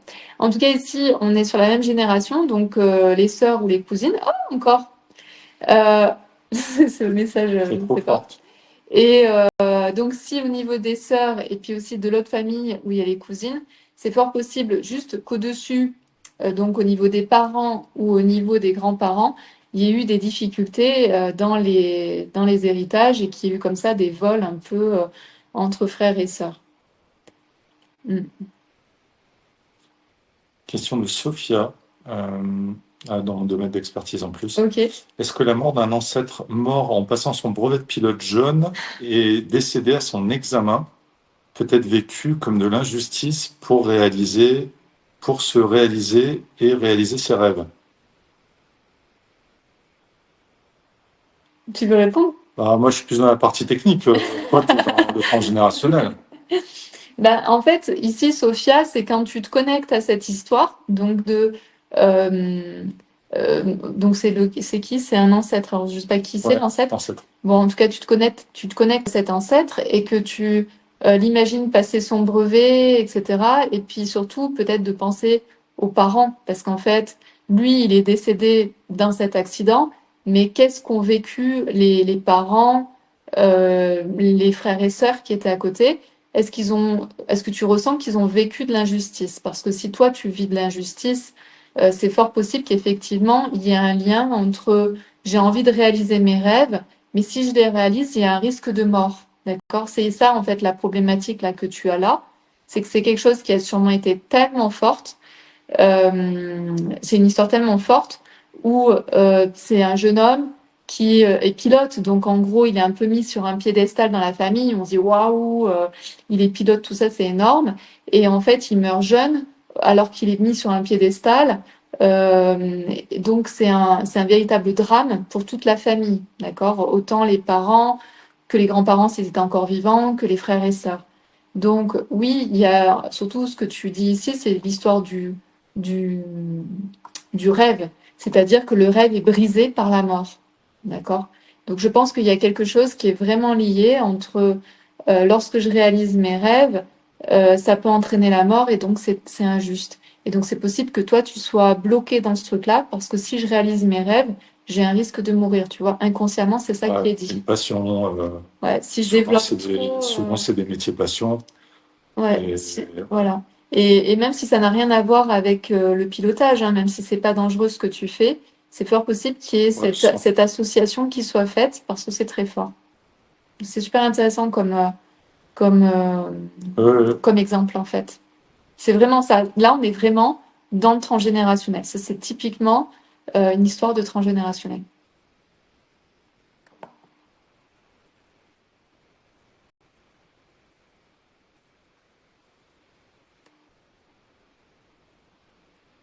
Corinne, mon père biologique nous a légué ses dettes, nous avons refusé l'héritage. Oui, donc oui, ça c'est un choix aussi de ne pas prendre l'héritage. Hein. Généralement, encore une fois, tu comptes le ratio entre dette et... Ouais. Et ce qu'il y a, tu déclines l'invitation. Et en France, en fait, on ne peut pas spolier les enfants. Hein. Par exemple, s'il y a 2 enfants, soit on va donner la moitié, 50-50, soit on va donner un tiers. Un tiers pour chaque enfant. Et l'autre tiers, on peut le donner par exemple à une association, à la femme avec qui on vivait, peu importe. Mais les enfants vont toujours recevoir la même somme d'argent entre eux. C'est-à-dire que si c'est un tiers, c'est un tiers. Si c'est la moitié, c'est la moitié. Si c'est un quart, c'est un quart. Et tous vont recevoir un quart. Donc s'il y a 3 enfants et que donc il y a une part à côté, ben, ça va faire un quart, un quart, un quart pour les 3 enfants et un quart pour autre chose, pour une autre cause. Donc c'est ça qu'il faut prendre en compte, c'est qu'en France, ça c'est la loi, et à partir du moment où la loi est respectée, il n'y a pas de problème en fait d'injustice, d'accord?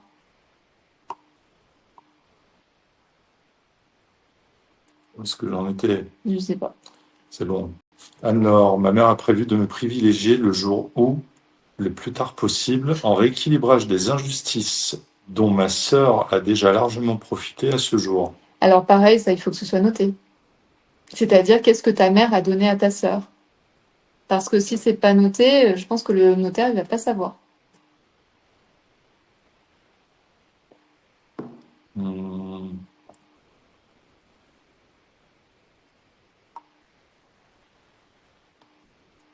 Brigitte, ma sœur a fait une demande de créance différée après le décès de nos parents. Je lui ai demandé de produire des justificatifs pour le juge. Document qu'elle n'a évidemment, document qu'elle n'a pas évidemment pu produire, mais le juge lui a quand même accordé la créance. J'ai trouvé injuste qu'elle fasse cette démarche après le décès. Voilà, c'est ce que je disais, c'est-à-dire que quand il y a un jugement, en général, je pense que je parle déjà assez fort. C'est ses oreilles. Voilà, c'est ça. Donc, qu'est-ce que j'étais en train de dire? Tu m'as coupé? Oui.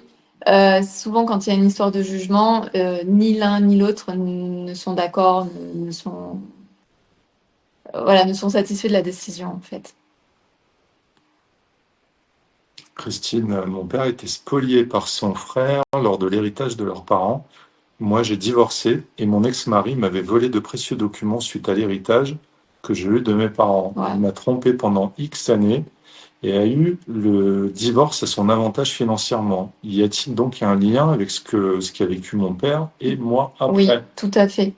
En réalité, moi, la croyance que j'ai et ce que je vois, c'est que lorsque il y a un déséquilibre, hein, donc un héritage qui est mal fait, quelque chose en fait où il y a du vol, etc. Donc ça déséquilibre l'arbre.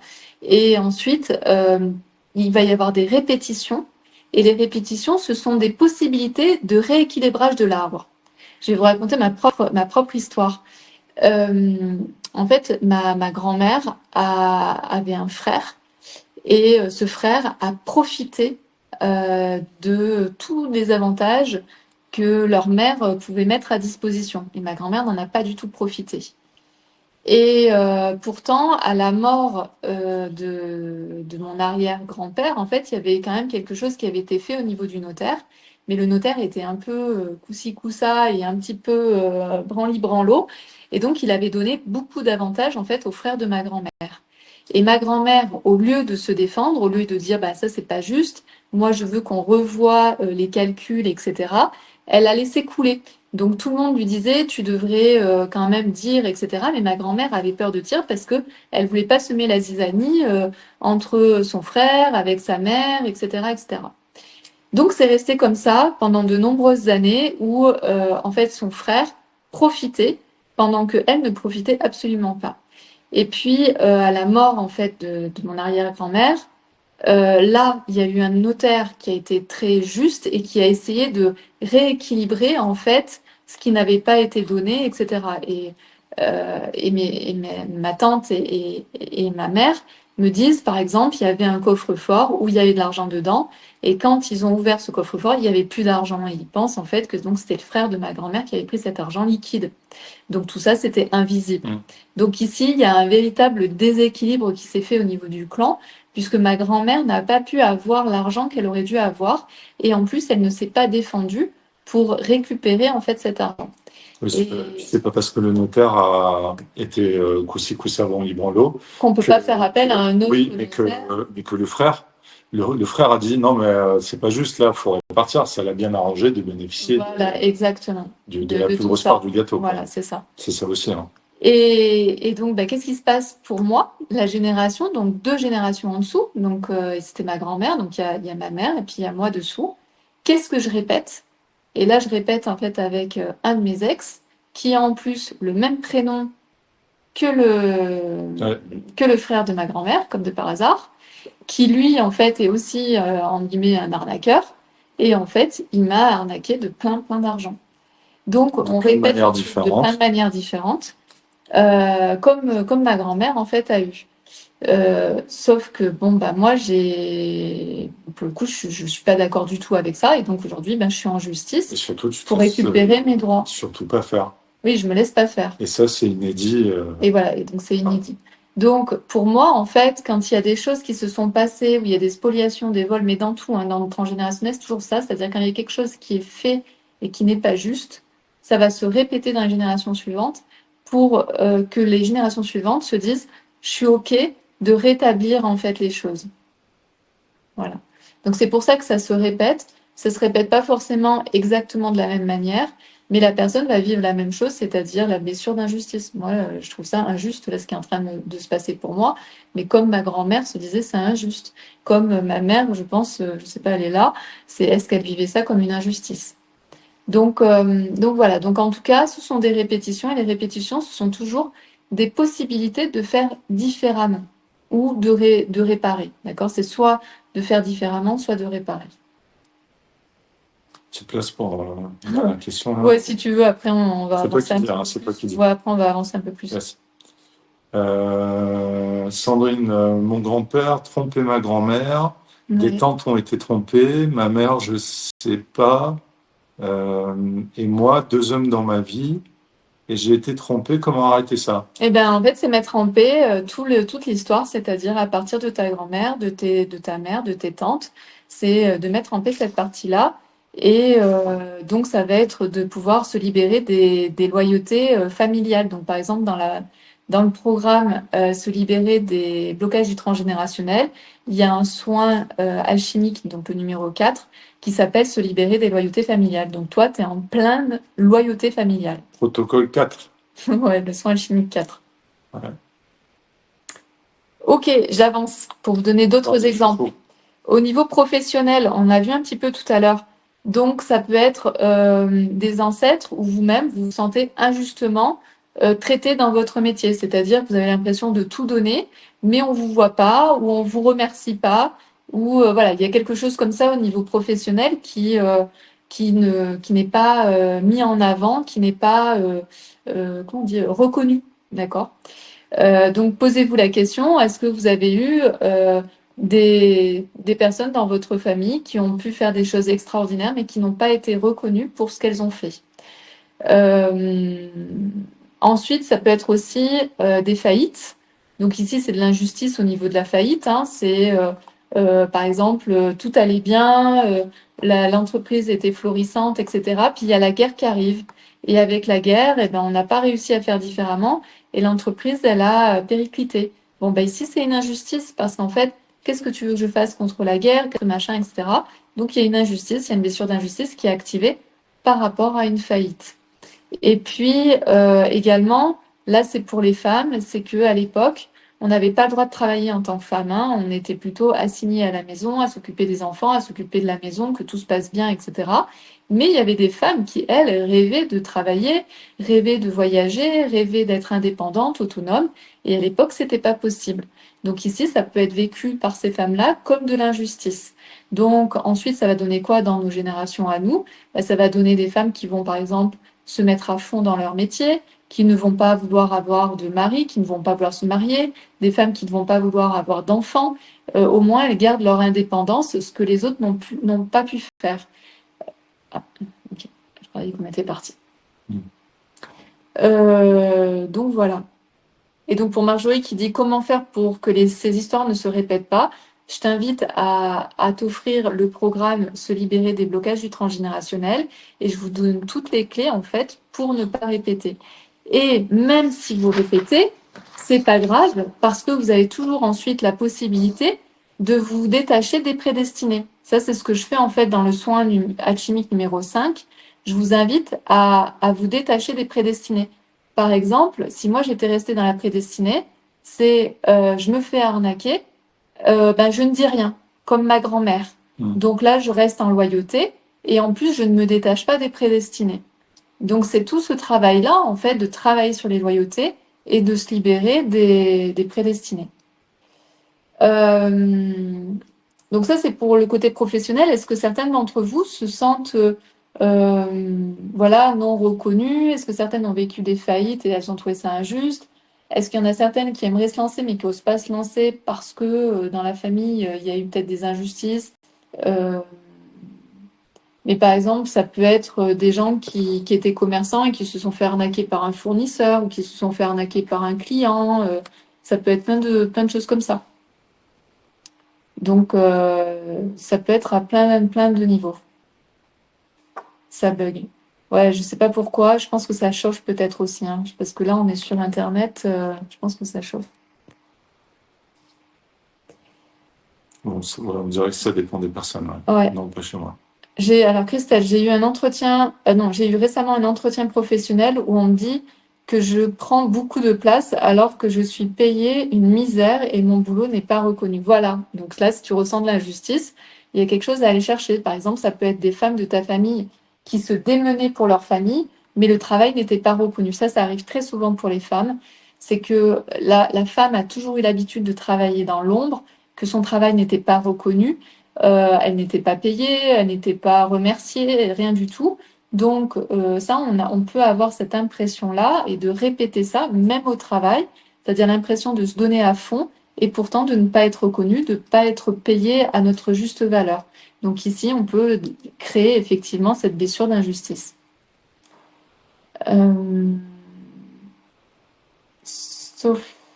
Sophie Jara. Vas-y. Je te laisse dire. Ok. Sophia, non reconnue au niveau pro et très indépendante et autonome, et pas les femmes de mes ancêtres. Et pas les femmes de mes ancêtres. Ouais, ben, alors je sais pas. Je sais pas. Corinne, procès en première instance gagné, puis perdu en appel, soupçon de manigance de mon avocat avec la partie adverse. Oui, tout est possible. Hein, oui, ça arrive très souvent. Ouais, tout est possible. Malheureusement. Alors, juste avant que je vous parle de l'amour et donc de l'injustice en amour et comment ça se manifeste par rapport à votre transgénérationnel, comme j'en ai un peu parlé, je vais vous montrer. Je vais juste vous montrer. Donc, tout de suite, va vous mettre sur le côté le bouton vert. Si vous avez envie, pour certaines d'entre vous, de nous rejoindre donc dans le programme Se libérer des blocages du transgénérationnel, je vous invite à cliquer sur le bouton vert. Donc, vous avez un bouton vert qui vient de s'afficher sur le côté. Et si vous êtes sur le téléphone, il faut le mettre à la verticale. Et il y a un petit bouton qui s'appelle Offre. Et il faut cliquer sur Offre et vous allez voir le bouton vert s'afficher. Moi, je vais vous montrer parce que, en fait, ça évite les problématiques. Je vais vous montrer, en fait. Mais regardez-moi ce Playboy.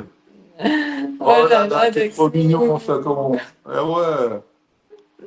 Mignon, ce soir, c'est de la mignonnerie ce soir. Ouais, festival. Hein. Alors, je vais juste vous partager mon écran pour vous montrer à quoi ça ressemble.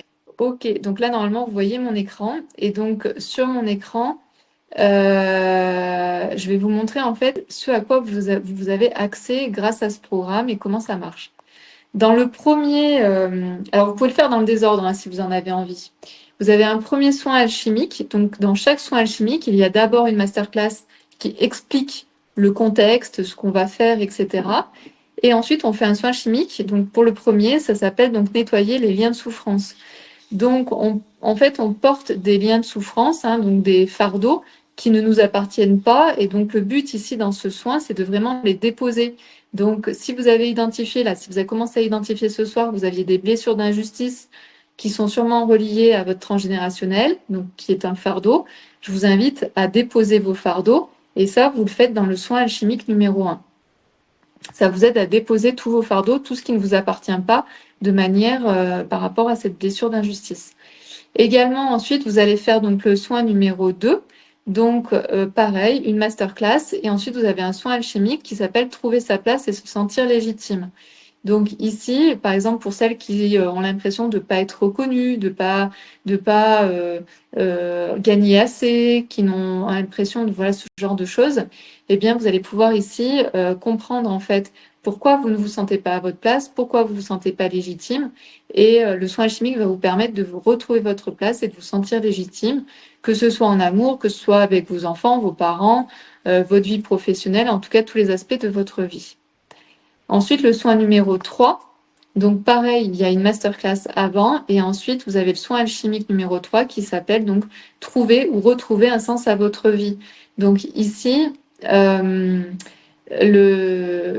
on vit des blessures, en fait, il y a des parties de nous, en fait, qui partent. En fait, c'est comme si on avait de l'élan en moins, comme si on avait de l'énergie en moins.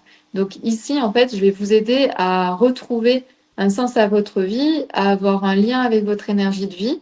et de vraiment vous libérer de certains événements traumatiques. C'est les événements traumatiques, que ce soit vous qui les ayez vécus ou que ce soit votre transgénération, au niveau du transgénérationnel, on perd cette énergie et le but, c'est de pouvoir faire la paix finalement avec ces aspects-là. Et ça vous permet de retrouver de l'énergie, un but de là où vous avez envie d'aller. Ensuite, le soin numéro 4. Donc pareil, il y a une masterclass avant. Vous pouvez la regarder à votre rythme, vous n'êtes pas obligé de tout regarder d'un coup.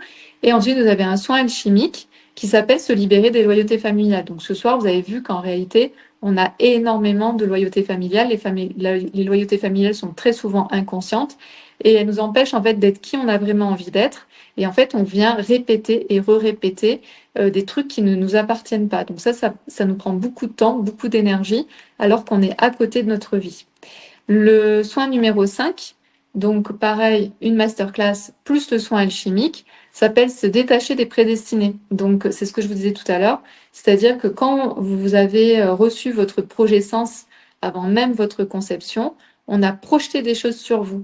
Donc ici, ça va être aussi de se détacher des prédestinés qu'on a pu vous envoyer. Et donc ces prédestinés, aujourd'hui, vous les suivez par obligation, d'accord? Mais tout ça est inconscient, hein. Donc ça, c'est mettre aussi en conscience, c'est le travail que l'on fait dans cette formation. Et ici aussi, ben, quand vous faites ce travail-là, vous vous mettez en paix, mais vous mettez aussi en paix votre système et vous mettez en paix les générations suivantes. Et enfin, vous avez un bonus, donc pareil, c'est une masterclass plus un soin alchimique. Et ici, ça s'appelle retrouver son énergie vitale suite à une épreuve. Donc si aujourd'hui, vous avez vécu une épreuve, hein, mais même il y a 2 semaines ou il y a 6 mois, c'est vraiment intéressant de faire cette pratique parce que ça va vous recharger en énergie, ça va vous permettre de retrouver votre vitalité. Donc c'est 6 masterclass plus 6 soins alchimiques. Les soins alchimiques, ça permet en fait de débloquer, ça vous permet de passer la 5e, d'aller un cran plus loin. Et c'est des choses qui sont accessibles à tous, hein. Il n'y a pas besoin de prérequis. Tout le monde est capable de faire ce genre de choses. C'est très facile. Donc, si vous êtes intéressé par le programme, il suffit de cliquer là sur le bouton rose. Et jusqu'à 23h30 aujourd'hui, vous pouvez avoir accès à la formation avec moins 50%. Donc ici, vous avez le prix sans la réduction. Vous pouvez payer en une fois ou en 3 fois. Ici, on a le code de réduction et avec le code de réduction, bah, vous pouvez par exemple payer 99 € en 3 fois et ça vous permet d'avoir accès à vie. Alors, je mets en guillemets à vie, hein, c'est tant qu'on existe, hein, vous avez accès à cette formation. Sur le côté, n'oubliez pas de remplir votre adresse mail, les informations de facturation et le paiement, vous pouvez choisir soit par carte bancaire, soit par PayPal. Et de penser à cocher la case j'accepte les conditions générales et pour que ça fonctionne, parce que des fois il y en a certaines elles oublient et elles me disent mais j'arrive pas à acheter en panique et en fait c'était juste parce qu'il manquait la coche. Voilà pour ça, pour celles qui ont envie de nous rejoindre. On a des super résultats, on a des super retours de cette formation. Donc, si vous avez envie de rencontrer l'homme de votre vie, si vous avez envie d'avoir un meilleur travail, si vous avez envie d'avoir des relations saines avec vos enfants, avec vos parents, si vous avez envie je sais pas, de déménager et qu'aujourd'hui vous n'y arrivez pas, vous avez envie d'avoir tel et tel appartement et vous ne comprenez pas pourquoi vous n'y arrivez pas, vous allez avoir énormément d'informations ici. Un peu l'anglais. Je croyais qu'on était perdu. Et Monsieur Peluche, qui dort toujours. Il s'est retourné. Il a eu une journée un peu bizarre. Ce matin, il n'a pas pu dormir. C'est pour ça qu'il est fatigué. Donc, si vous avez des questions par rapport à la formation, n'hésitez pas. Je suis là pour y répondre. À partir de quel âge on peut faire ça? À partir du moment... Alors, ce que j'ai pu observer, c'est qu'à partir, en général, de 16 ans, il y a des femmes, j'ai même pas envie de dire des jeunes femmes, il y a des femmes qui sont déjà très matures à 16 ans. Et donc, si elles se sentent capables de faire ce travail-là à 16 ans, c'est tout à fait possible à partir de 16 ans. Mais il faut que la personne soit vraiment mature et qu'elle soit aussi très volontaire. Je vois aujourd'hui, hein, il y a vraiment des jeunes femmes qui sont waouh, qui ont... voilà, qui ont je sais pas, qui ont une maturité que moi je n'avais pas quand j'avais 16 ans, par exemple.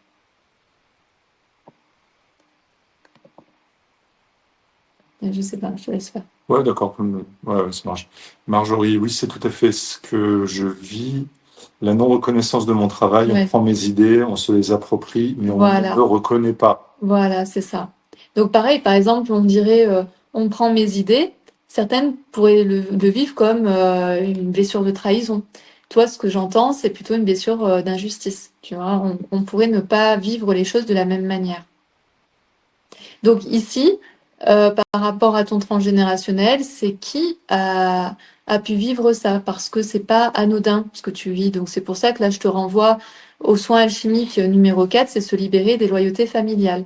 C'est qu'il y a sûrement quelqu'un qui a été volé au niveau de ses idées. Peut-être qu'il y avait des artistes dans ta famille, peut-être qu'il y avait un peu des ingénieurs, des gens voilà, un peu géotrouve-tout, tu vois, et qui se sont fait piquer des idées.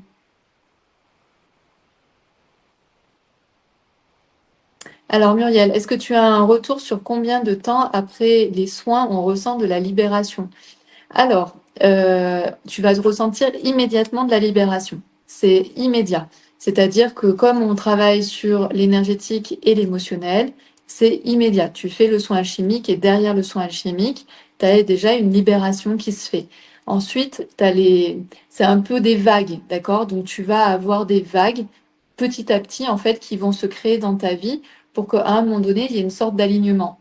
Et c'est pour ça que j'engage, par exemple, les personnes qui font les soins alchimiques, elles peuvent refaire 6 mois après, parce que vous faites le soin alchimique et votre corps, il a besoin de se réorienter en quelque sorte, de se réaligner. D'accord? Parce que vous avez touché au niveau émotionnel, vous avez touché au niveau énergétique. Donc il faut aussi le corps, le mental, comprendre ce qui est en train de se passer au niveau de la transformation. Et ensuite, 6 mois après, par exemple, on peut refaire le soin sur une autre loyauté. Par exemple, ici, tu vas faire une loyauté sur ah ben, à chaque fois, les femmes de ma famille sont trompées et moi aussi. Tu fais ton soin alchimique. Par exemple, donc le numéro 4, se libérer des loyautés familiales. Tu vas sentir qu'il y a quelque chose qui se libère, donc une libération vraiment à l'intérieur de toi. C'est vraiment physique, émotionnel et énergétique, hein, on le sent directement. Ensuite, il y a des choses qui vont petit à petit se mettre en place dans ta vie. Et après, 6 mois après, tu peux aller travailler sur une autre loyauté. Par exemple, à chaque fois que je fais un truc, on pique mon idée. Bon, ben voilà. Je sais pas si je suis claire. Alors, Lucette, en quoi consiste le travail que je propose? Se libérer des blocages du transgénérationnel. C'est-à-dire qu'aujourd'hui, s'il y a des choses que vous répétez, par exemple, vous êtes tout le temps dans la blessure d'injustice, ou à chaque fois vous êtes avec des hommes avec qui ça marche pas, à chaque fois vous êtes avec des hommes qui vous trompent, à chaque fois vous n'arrivez pas à avoir le job que vous aimeriez, à chaque fois vous n'avez pas assez d'argent pour acheter telle maison qui vous fait tellement rêver, à chaque fois qu'il y a des blocages, eh bien on travaille sur tout ça. Du coup, peut-être plusieurs questions groupées. Dominique, comment se passe un soin alchimique? Et maintenant, pouvez-vous expliquer ce que sont les soins alchimiques? Est-ce que c'est une méditation? Ça ressemble à quoi? Est-ce que c'est de l'hypnose? Non, c'est rien de tout ça. En fait. Moi, j'ai une idée j'ai une idée de début de réponse que tu vas bien évidemment compléter. Mais en fait, c'est la synergie de 20 ans de dev perso et de plus d'une centaine de formations que tu as fait dans tout ce que tu as proposé dans le passé. Et d'accompagnement aussi, voilà. Et donc, tu as fait ta propre méthode où tu condenses un peu, c'est pas un peu, mais c'est tout ton savoir-faire. Et c'est vrai qu'en fait, dès que tu as commencé à proposer les soins alchimiques, en fait, tu as vu que... Beaucoup de résultats. Beaucoup de résultats, ouais. Bon, voilà, ça c'était mon explication. Donc, techniquement, en gros, vous avez besoin à peu près de 30 minutes, d'accord? Ah, il y a une pousse. Ouais, super. Ouais. Je sais pas, ça parle ce soir. Est-ce qu'on peut faire un chat? Non, je sais pas. Miaou. Donc, en général, les soins alchimiques durent entre 30 et 40 minutes. Il n'y a pas besoin de prérequis, c'est-à-dire que tout le monde est capable de faire un soin alchimique. Il faut juste déconnecter son cerveau et plonger à fond dans le soin alchimique. C'est assez facile parce qu'en fait, il y a différentes musiques et toutes les musiques sont tout le temps différentes, hein. Dans chaque soin alchimique, il y a des musiques différentes, des ambiances différentes et je vous fais passer en fait d'un état à un autre. Et donc, ça permet en fait de libérer tout ce qui est à libérer. Et aussi, dans ce programme, je vous aide à chaque début de soins alchimiques de vous connecter avec vos ancêtres. Voilà. Donc, même si vous les avez pas connus, même si vous savez pas ce qu'ils ont vécu, etc., vous allez inviter les bonnes personnes à chaque fois. Donc, c'est un travail qui est assez facile à faire et à chaque fois, je vais vous demander, par exemple, de respirer, je vais vous demander de répéter certaines phrases, je vais vous demander de faire certains mouvements, etc. Et tout ça, en fait, je parle à l'inconscient, à votre inconscient, parce que pour guérir, entre guillemets, des blessures ou pour se libérer des blocages transgénérationnels, c'est important de parler à l'inconscient. Si vous ne parlez pas à l'inconscient, vous n'arrivez à rien, en fait, et votre vie reste la même. Question d'Aurore. Est-ce qu'on peut exposer plusieurs blocages et tous les régler en même temps si on prend le programme? Oui, par contre, tu vas prendre une problématique par une problématique. C'est ce que je disais tout à l'heure. Par exemple, si tu veux te libérer d'une loyauté familiale, tu vas pas me prendre toutes tes loyautés familiales. Tu vas avoir senti que là, il y a une loyauté familiale. Là, comme je disais, voilà, tous les hommes de la famille trompent leurs femmes. Bon, bah, et toi, il t'arrive la même chose. Bon, bah, ça, c'est une loyauté. Donc, tu vas faire le soin chimique pour cette loyauté-là. Et puis ensuite, 2 mois après, 3 mois après, quand tu te sens prête, tu peux refaire le soin avec une autre problématique, un autre blocage, voilà. Donc oui, le programme, il peut couvrir en fait tous les domaines de votre vie, qu'il soit amoureux, qu'il soit professionnel, qu'il soit euh, relationnel, voilà, ça va toucher en fait tous ces aspects. Les problèmes de place? Ouais, les problèmes de place, bien sûr, parce qu'il y a un soin alchimique qui est dédié en fait à la place et à la légitimité. Ça, c'est vraiment quelque chose qui revient. Qui est surtout important en fait, parce que personne n'est à sa place. Hein. C'est ça. Si tout le monde était à sa place, on n'aurait pas autant de problèmes. Corinne, est-ce que cette libération influe sur le reste de la famille? Alors, donc oui et non, c'est-à-dire que d'abord, vous faites les choses pour vous. C'est pour vous que vous faites les choses. Et le fait que vous, il y a des choses qui vont changer en vous, c'est-à-dire votre vibration, votre façon de voir les choses, votre façon d'aborder les choses, etc., forcément, ça va influencer sur vos parents, ça va influencer sur vos enfants, ça va influencer vos nièces, vos neveux, vos frères et sœurs. Forcément, ça influence toute la famille. Mais la première chose à faire, vous le faites d'abord pour vous.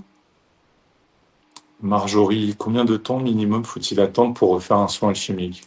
Alors, entre 2 soins, par exemple, vous faites nettoyer les liens de souffrance et après vous aimeriez faire trouver votre place, en général en 1 semaine. D'accord? Si c'est OK pour vous, d'accord? C'est laisser le temps qui est important pour vous, mais en général, 7 à 10 jours, vous pouvez en fait faire différents soins. Marie-Hélène, faut-il avoir identifié tous les blocages ou ça fait globalement ou ça fait globalement même si ce n'est pas conscientisé? Oui. En fait, déjà, la masterclass, ça va vous permettre de mettre en avant et de conscientiser plein de choses, d'accord? Puisque dans la masterclass, je dis les choses. Et c'est pour ça que je vous disais, même ce soir, de rester bien connecté à votre corps, parce que quand on commence à évoquer certains sujets, vous allez voir que ça va commencer à vibrer. Et il y a d'autres sujets, ça va pas du tout vibrer parce que vous n'êtes pas concerné. Donc déjà, la masterclass permet déjà d'éveiller certaines choses. Et ensuite, comme je le disais au début du soin alchimique, je vous aide à vous connecter en fait à vos aïeux. Et ce n'est que les aïeux concernés par la problématique qui vont être présents.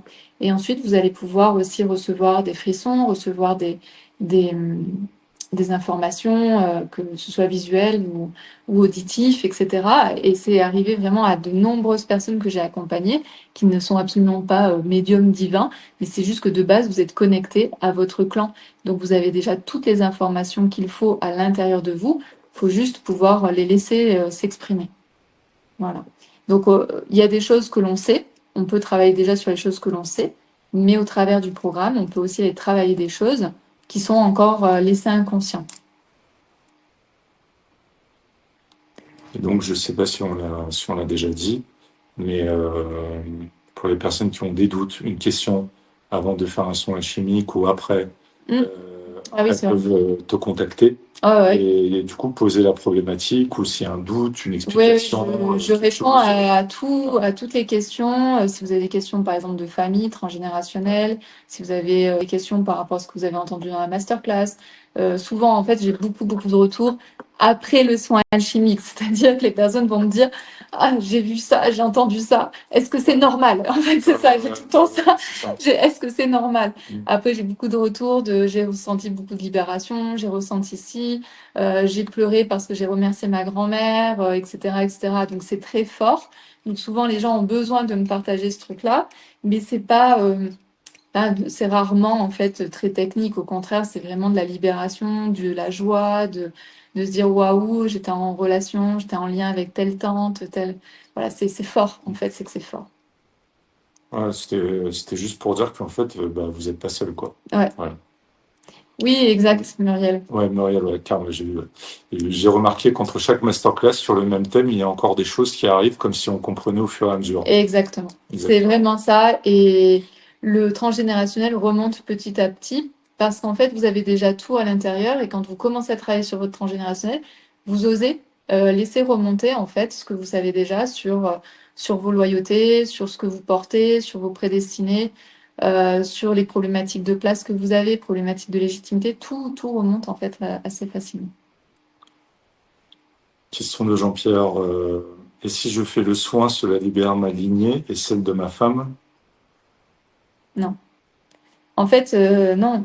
Je vais me répéter, mais tu travailles pour toi. Ouais, Et par ta manière ensuite d'agir, ta manière de réagir, tu vas forcément. C'est comme, je sais pas comment dire là, quand tu mets une goutte d'eau dans l'eau, tu sais, tu laisses tomber, tu vois, tu as de l'eau, Ouais. vous avez un lac, vous mettez une goutte d'eau, vous laissez tomber une goutte d'eau sur le lac, et là, ça va Dans des ondes de ça va propagation. faire des ondes de propagation. Ouais. Voilà. Bah, c'est ça. Vous êtes la goutte d'eau, vous mettez la goutte d'eau dans le lac, et vous savez pas où est-ce que ça va partir, ni où ça va partir, mais il y a des ondes en fait qui vont se propager. Et Marie-Françoise, est-ce qu'on libère définitivement ou bien faut-il renouveler le soin? Ça dépend. Ça dépend. Il y a des personnes en fait qui vont vraiment plonger dans le soin et ça va être super top et on n'en parle plus. Et puis il y a des personnes qui vont être un peu plus mentales, qui vont avoir un peu plus de résistance et donc elles ont besoin de faire une première fois pour se sentir en sécurité, puis après elles le font une deuxième fois et là ça lâche. Ouais. Et puis aussi ça dépend des sujets parce qu'il y a des sujets par exemple comme des viols, comme des incestes, des abus, où ça c'est des gros sujets et ce serait mentir en fait que sur ces gros sujets on peut faire en 3 secondes comme ça. Par contre, ça permet d'apporter de la paix à ce type de situation-là. Donc, si la situation, c'est par exemple, j'ai été volée ou, mais tu vois, il y a pas eu, t'as pas été touché au niveau de ton intégrité physique ou, tu vois, des choses comme ça qui sont très lourdes. Oui, tu peux faire un soin et si tu es juste, t'as l'habitude de te lâcher et de très, voilà, de te libérer d'un point de vue émotionnel, énergétique, oui, ça va très vite pour le coup. Ouais. Et Muriel dit, alors on est pour longtemps avec vous trois. Ouais. Oui, bah moi, en fait, j'ai découvert le transgénérationnel quand j'avais 30 ans, hein. Donc, ça fait 12 ans que j'y suis et je découvre encore des choses dans mon arbre. Bah oui. C'est toute une vie, en fait. Et pour moi, le développement personnel, de manière générale, c'est toute une vie. Donc, jamais on s'arrête.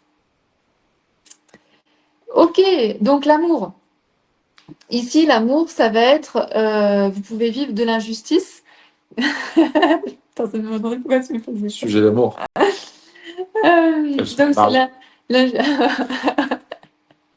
on est mariés, mais on n'a pas de bague. Eh non, c'est ça le piège. La dernière fois, c'est le kiné, l'ostéo me dit tout le temps, mais je comprends pas, t'es marié, mais t'as pas de bague. Qu'est-ce qui se passe? Alors, donc, on peut être injustement traité par un conjoint, d'accord? Donc, vous êtes peut-être injustement traité par votre conjoint, mais il est possible qu'au-dessus de vous, ça a déjà été le cas. Par exemple, une femme qui ne veut pas se marier et puis qui se retrouve enceinte et qui est ensuite obligée de se marier, hein. C'était les mœurs un petit peu de l'époque où il fallait se marier si on était enceinte, etc. Et puis surtout, c'est que si elle n'arrive pas à se marier, derrière c'est l'enfant bâtard. Donc l'enfant, il peut aussi vivre de l'injustice en disant mais moi j'ai pas demandé à arriver dans un truc comme ça, etc. Donc tout ce qui est par exemple, pour les personnes qui avaient envie de vivre, de voyager, d'avoir un métier, et puis bing, elle se retrouve enceinte, et puis hop, elle est obligée de se marier, etc. Ça casse quelque chose, donc c'est injuste. Je suis tombée enceinte injustement. Et derrière, ben voilà, l'enfant aussi qui arrive peut ressentir cette injustice et lui va se dire, ben moi c'est injuste que j'arrive dans ce truc-là, c'est injuste que je sois un enfant bâtard, non reconnu par mon père, etc. Également, par exemple, il y a pu y avoir des naissances où l'aîné était mis en fait chez les grands-parents ou chez les tantes le temps que la maman récupère de son accouchement. Donc le petit il va se dire mais attends mais c'est pas normal. Ce petit là il arrive et moi je suis éjectée. Je suis mis chez les grands-parents, chez les tantes, etc. Donc là, il peut vivre une très grosse injustice. Ensuite, il y a eu, par exemple, à l'époque aussi, c'était quelque chose qui pouvait se faire. Il y avait une tante qui n'avait pas d'enfants et il y avait une de ses sœurs qui avait énormément d'enfants, donc une grande, grande fratrie. Elle tombe enceinte et en fait, le dernier le donne à la tante.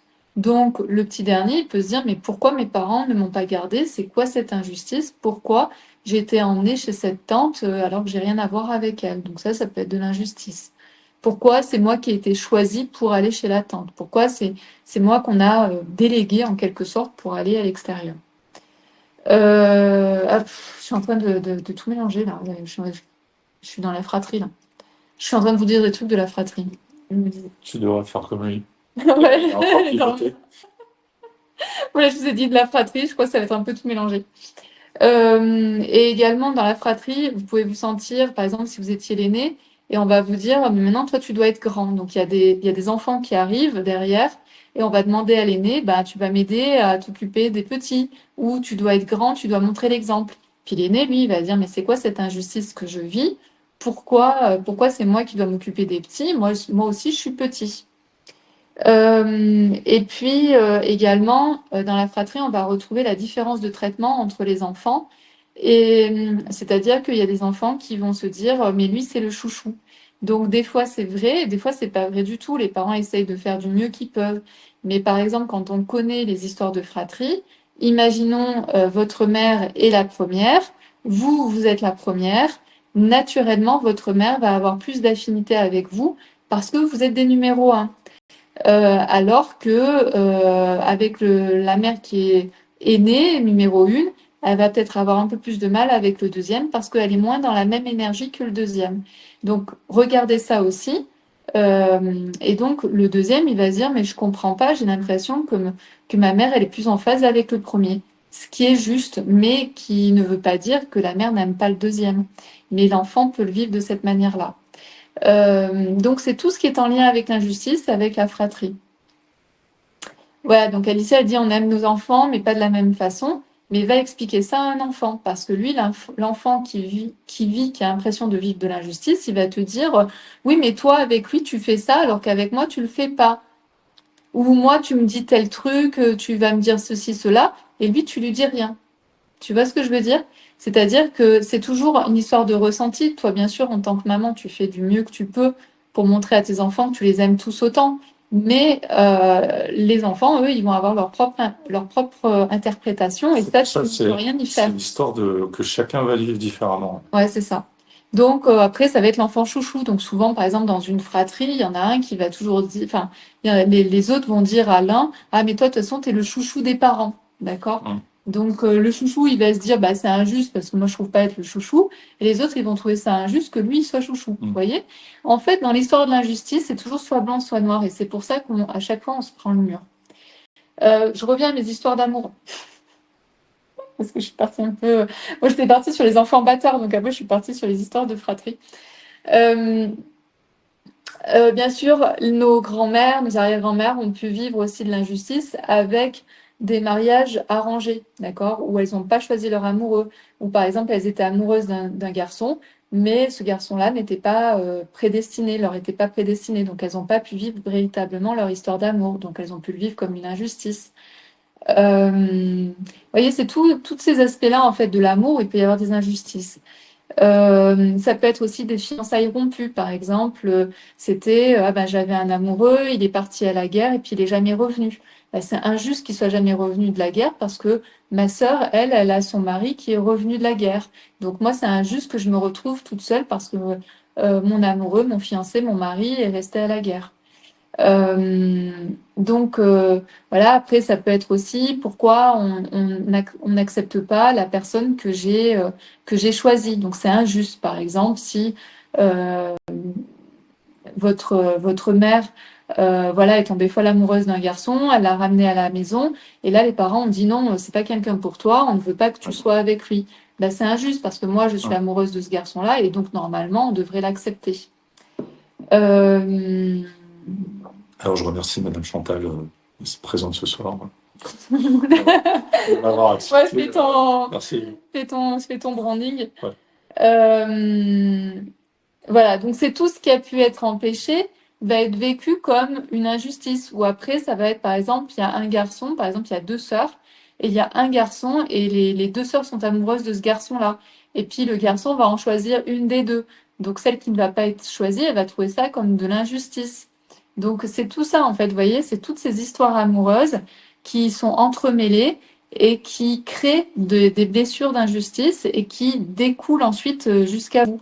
On l'a vu ce soir, hein, par exemple, sur l'injustice de j'ai été trompée. Pourquoi j'ai été trompée alors que j'ai toujours tout bien fait, j'étais une épouse parfaite, j'ai toujours fait attention à mon mari, à mes enfants, à ma maison, etc. Je me plie en quatre pour tout le monde et pourtant mon mari va voir ailleurs. Ben, ça, c'est injuste.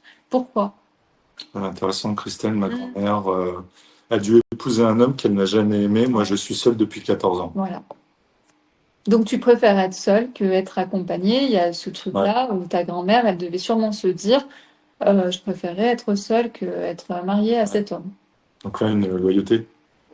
En fait, elle est dans une rébellion, donc il faut juste mettre en paix. C'est-à-dire que tu as le droit d'avoir un destin plus léger que celui de ta grand-mère. Tu vois?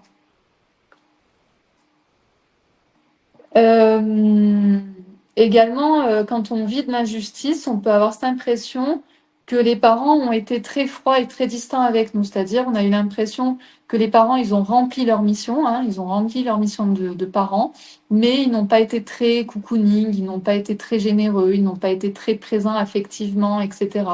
Donc, les gens qui vivent de l'injustice peuvent aussi dire ce genre de choses en disant, mais moi, je comprends pas, c'est trop injuste parce que mes parents, ils étaient jamais vraiment là pour moi, ils ont jamais vraiment apporté du soutien affectif.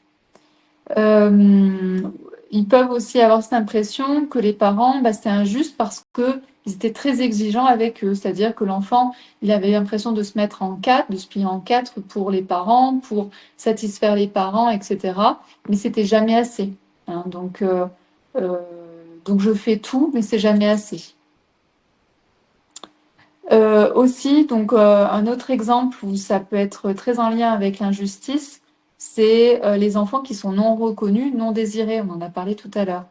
Donc les enfants non reconnus, donc les enfants illégitimes. Les enfants illégitimes, ils peuvent se dire mais c'est injuste. Pourquoi moi j'aurais pas le droit d'avoir mon père ou ma mère avec moi? Pourquoi j'ai pas le droit finalement d'exister officiellement? C'est injuste. Et puis derrière, il y a aussi la problématique de l'héritage, hein, parce que si l'enfant n'est pas reconnu, il ne va pas avoir le droit à sa part d'héritage. Donc là, on retouche encore à de l'injustice. Donc quand il y a des familles comme ça, où il y a des enfants illégitimes, ça crée vraiment beaucoup de problématiques dans les générations suivantes, notamment au niveau de la légitimité, trouver sa place. Euh, et ça peut créer beaucoup de frustration d'injustice. L'enfant non désiré, on l'a vu tout à l'heure. Donc effectivement, un enfant qui est non désiré, il peut trouver ça injuste. Tous les autres avant lui ont été désirés et lui, bah, il arrive là comme un paquet surprise où on lui dit mais en fait on t'a pas trop, on te désirait pas. Bah, ça c'est injuste. Hein. La vie arrive, accueillez-moi. Donc c'est aussi des personnes qui vont avoir du mal à se sentir accueillies dans tout ce qu'ils font. D'accord? Ils vont être très exigeants là-dedans. Et ils vont toujours avoir l'impression de ne pas être vraiment accueillis, de ne pas vraiment être aimés pour qui ils sont, etc. Donc ils vont trouver ça injuste. Euh, Voilà, j'ai tout dit. J'ai pas tout dit.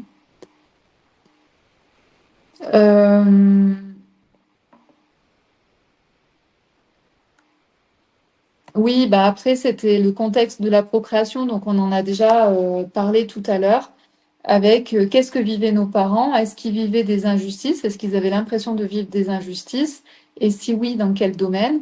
Ou est-ce que notre famille avait vécu avant notre arrivée des injustices? Donc ça, c'est à aller voir. Euh, Après, il y a aussi cette injustice des parents qui vont dire, mais t'es pas arrivé au bon moment, soit trop tard, soit trop en avance, etc. Donc il va y avoir une injustice, l'enfant va le vivre comme une injustice. Euh, ah oui, et aussi, par exemple, la grand-mère que tout le monde aimait, etc., elle décède au même moment où l'enfant est prêt à arriver. Et en fait, on ne va regarder que la grand-mère au lieu de regarder l'enfant qui arrive. Donc ça, c'est vraiment délétère et l'enfant va pouvoir se dire, ben ça, c'est injuste, en fait. Pourquoi on regarde la grand-mère qui est décédée et pourquoi on ne voit pas moi qui suis finalement le présent et le futur? Euh, donc, il y a une problématique effectivement au niveau des générations, hein. Quand il y a un enfant qui arrive, c'est normal qu'on regarde l'enfant et qu'on ne regarde pas la personne décédée. Mais ça arrive dans certaines familles où la personne avait vraiment une grande place, etc., que c'est vraiment voilà, le grand-père, la grand-mère qui décède, va complètement occulter l'arrivée du nouvel enfant. Et puis aussi, il peut y avoir de l'injustice chez l'enfant parce que ça vient bousculer tous les projets des parents, hein. Par exemple, la femme qui voulait voyager, qui voulait faire plein de trucs, etc. Puis bing, elle tombe enceinte. Donc en fait, ça bloque l'énergie qu'elle avait prévue pour aller vers l'énergie de vie, qui est donc donner la vie à un enfant. Mais tout ça, en fait, ça bouscule des projets des parents et de la mère en particulier. Euh, et puis, ne pas oublier, ça c'est très important par rapport aux aspects de la guerre, c'est les injustices faites par l'extérieur. D'accord? Donc vous êtes dans votre clan, et imaginons, vous avez un grand-père qui est parti à la guerre et qui a été tué par un Allemand. Donc ici, vous allez vivre en fait de l'injustice vis-à-vis des Allemands. Ça se voit encore aujourd'hui en France, où il y a des familles qui ont perdu des arrière-grands-pères, etc. à la guerre, qui sont encore hyper racistes, en fait, on va dire, par rapport aux Allemands, avec certaines manières de parler vis-à-vis des Allemands qui sont très forts. Donc la paix n'est pas du tout présente parce que les Allemands ont enlevé le grand-père ou l'arrière-grand-père de la famille, qui était peut-être quelqu'un d'important. Donc ça, on peut encore le voir. Ou par exemple, une personne qui a été tuée par l'extérieur, par exemple dans une voiture, par exemple un accident de voiture. Euh, voilà, le chauffeur était ivre, machin, et puis il renverse un petit, ou il crée un accident où une personne décède ou devient handicapée, etc. Ici, c'est une injustice. Le clan va le vivre comme une injustice, et cette injustice est faite par l'extérieur.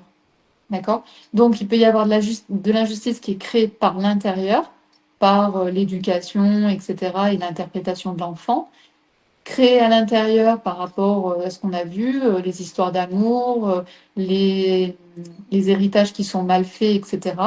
Mais aussi, l'extérieur peut créer de l'injustice vis-à-vis du clan.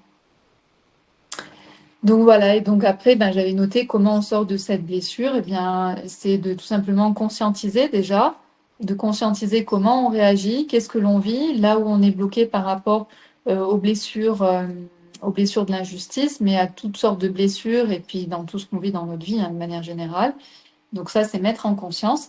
Et puis ensuite, on le fait, on s'en libère avec les soins alchimiques, on avance grâce aux soins alchimiques. Voilà. J'espère que vous avez appris plein de choses. Si vous avez des questions, n'hésitez pas. On a encore un peu de temps.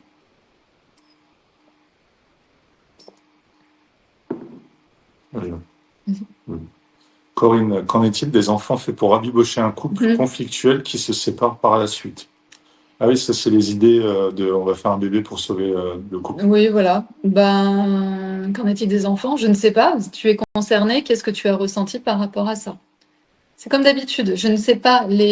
Les trucs généralistes, je n'en sais rien. Moi, ce qui m'intéresse, c'est toi. C'est quoi le problème, en fait? C'est quoi, dans le quotidien, c'est quoi le... Voilà. Est-ce un problème de place? Voilà. Parce que oui, en fait, un enfant qui va être fait de cette manière-là, lui, il va avoir du mal ensuite à se séparer, par exemple, de ses relations. C'est un enfant, en gros, c'est comme un enfant glu. Vous savez, souvent, c'est des enfants qui ont un trait d'union dans leur prénom, c'est-à-dire qu'ils sont là pour faire le lien. Donc, c'est des enfants qui vont avoir besoin de beaucoup de liens et qui ne savent pas couper les liens, même des liens toxiques, des liens dont ils n'auraient plus besoin. Ils ne savent pas forcément couper des relations quand il faut couper des relations, parce qu'ils sont là pour faire la glu.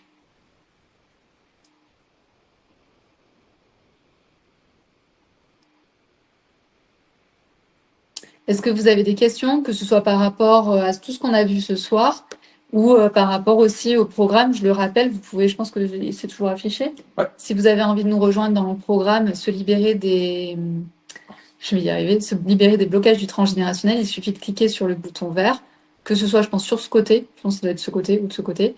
Et si vous êtes sur téléphone, c'est à la verticale, et il y a un petit bouton offre, et il faut cliquer sur ce petit bouton off pour avoir le bouton vert. Et profiter des moins 50% jusqu'à là, ce soir, jusqu'à 23h30, je crois, quelque chose comme ça, le lien est actif. On dirait qu'il n'y a plus de questions pour l'instant. Nadine, tu nous dis, j'ai eu 3 enfants non reconnus par leur père. En fait, je ne sais pas quoi dire par rapport à ça, parce que ça va dépendre de comment eux le vivent. Mais ce que je comprends, c'est que toi, tu sais le nom du père, parce que c'est ça qui est important, c'est qu'à un moment donné, il est possible que tes enfants vont se demander tout simplement, c'est quoi le nom de mon père?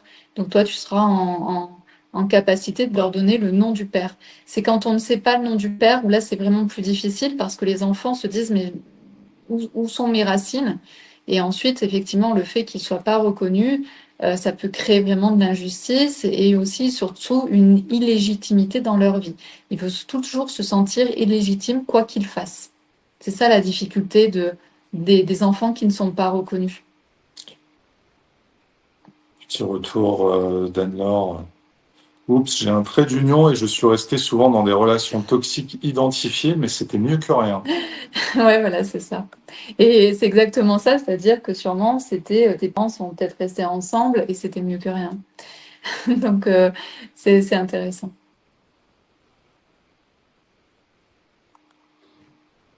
Christelle, à 2 reprises, les hommes avec qui j'ai eu une vraie histoire d'amour ont fait des enfants avec leur maîtresse.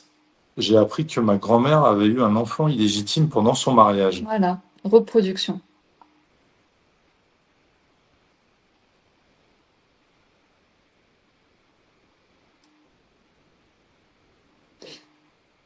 Christelle, mais pourquoi ça s'est produit 2 fois?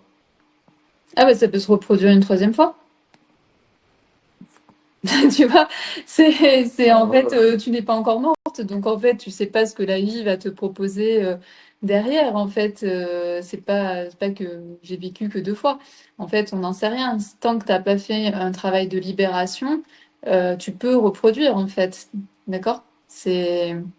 Enfin, je sais pas la question et je sais pas trop, je sais pas quoi répondre à cette question, mais c'est, c'est si ta vie était finie, on pourrait dire que c'est arrivé que 2 fois. Muriel, où en es-tu de ton livre, Peggy? Ah ah! Ah ah! Eh bien, il est chez l'imprimeur. Voilà. Eh ouais. Voilà, tout est fini, Ouais, tout est bouclé au niveau de la création, de l'illustration, de la mise en page, de la mise en beauté, de tout ça, tout est fini. Et donc là, en ce moment, il est entre les mains de l'imprimeur qui va m'envoyer ensuite un essai, un échantillon. Et si c'est good, eh ben, y va, on tire les exemplaires, on lance la production des exemplaires. Voilà. Et ça, elle a dit, ah non, alors je suis seule. Donc le but, c'est vraiment que tu guérisses cet aspect-là. Déjà, c'est en conscience. C'est déjà là, c'est déjà en conscience. Donc c'est déjà parfait, tu vois. Donc tu sais où travailler, tu sais quels soins réaliser pour ne pas reproduire. Mais ce que je veux te dire, c'est que ne reste pas seul. En fait, c'est dommage de rester seul à cause de ça, alors qu'aujourd'hui, on a les moyens pour s'en libérer. Voilà. Oui. C'est marrant. Parce qu'après, être seul, si c'est bien vécu, c'est pas un problème. Voilà, Ça, mais c'est OK. mais Par c'est contre, si dommage c'est de douloureux, voilà, puis c'est c'est dommage de se priver peut-être d'une belle relation, ouais, parce que tu crois que tu vas reproduire ou je ne sais pas quoi. ouais. Alors qu'on a la possibilité de faire différemment. Voilà.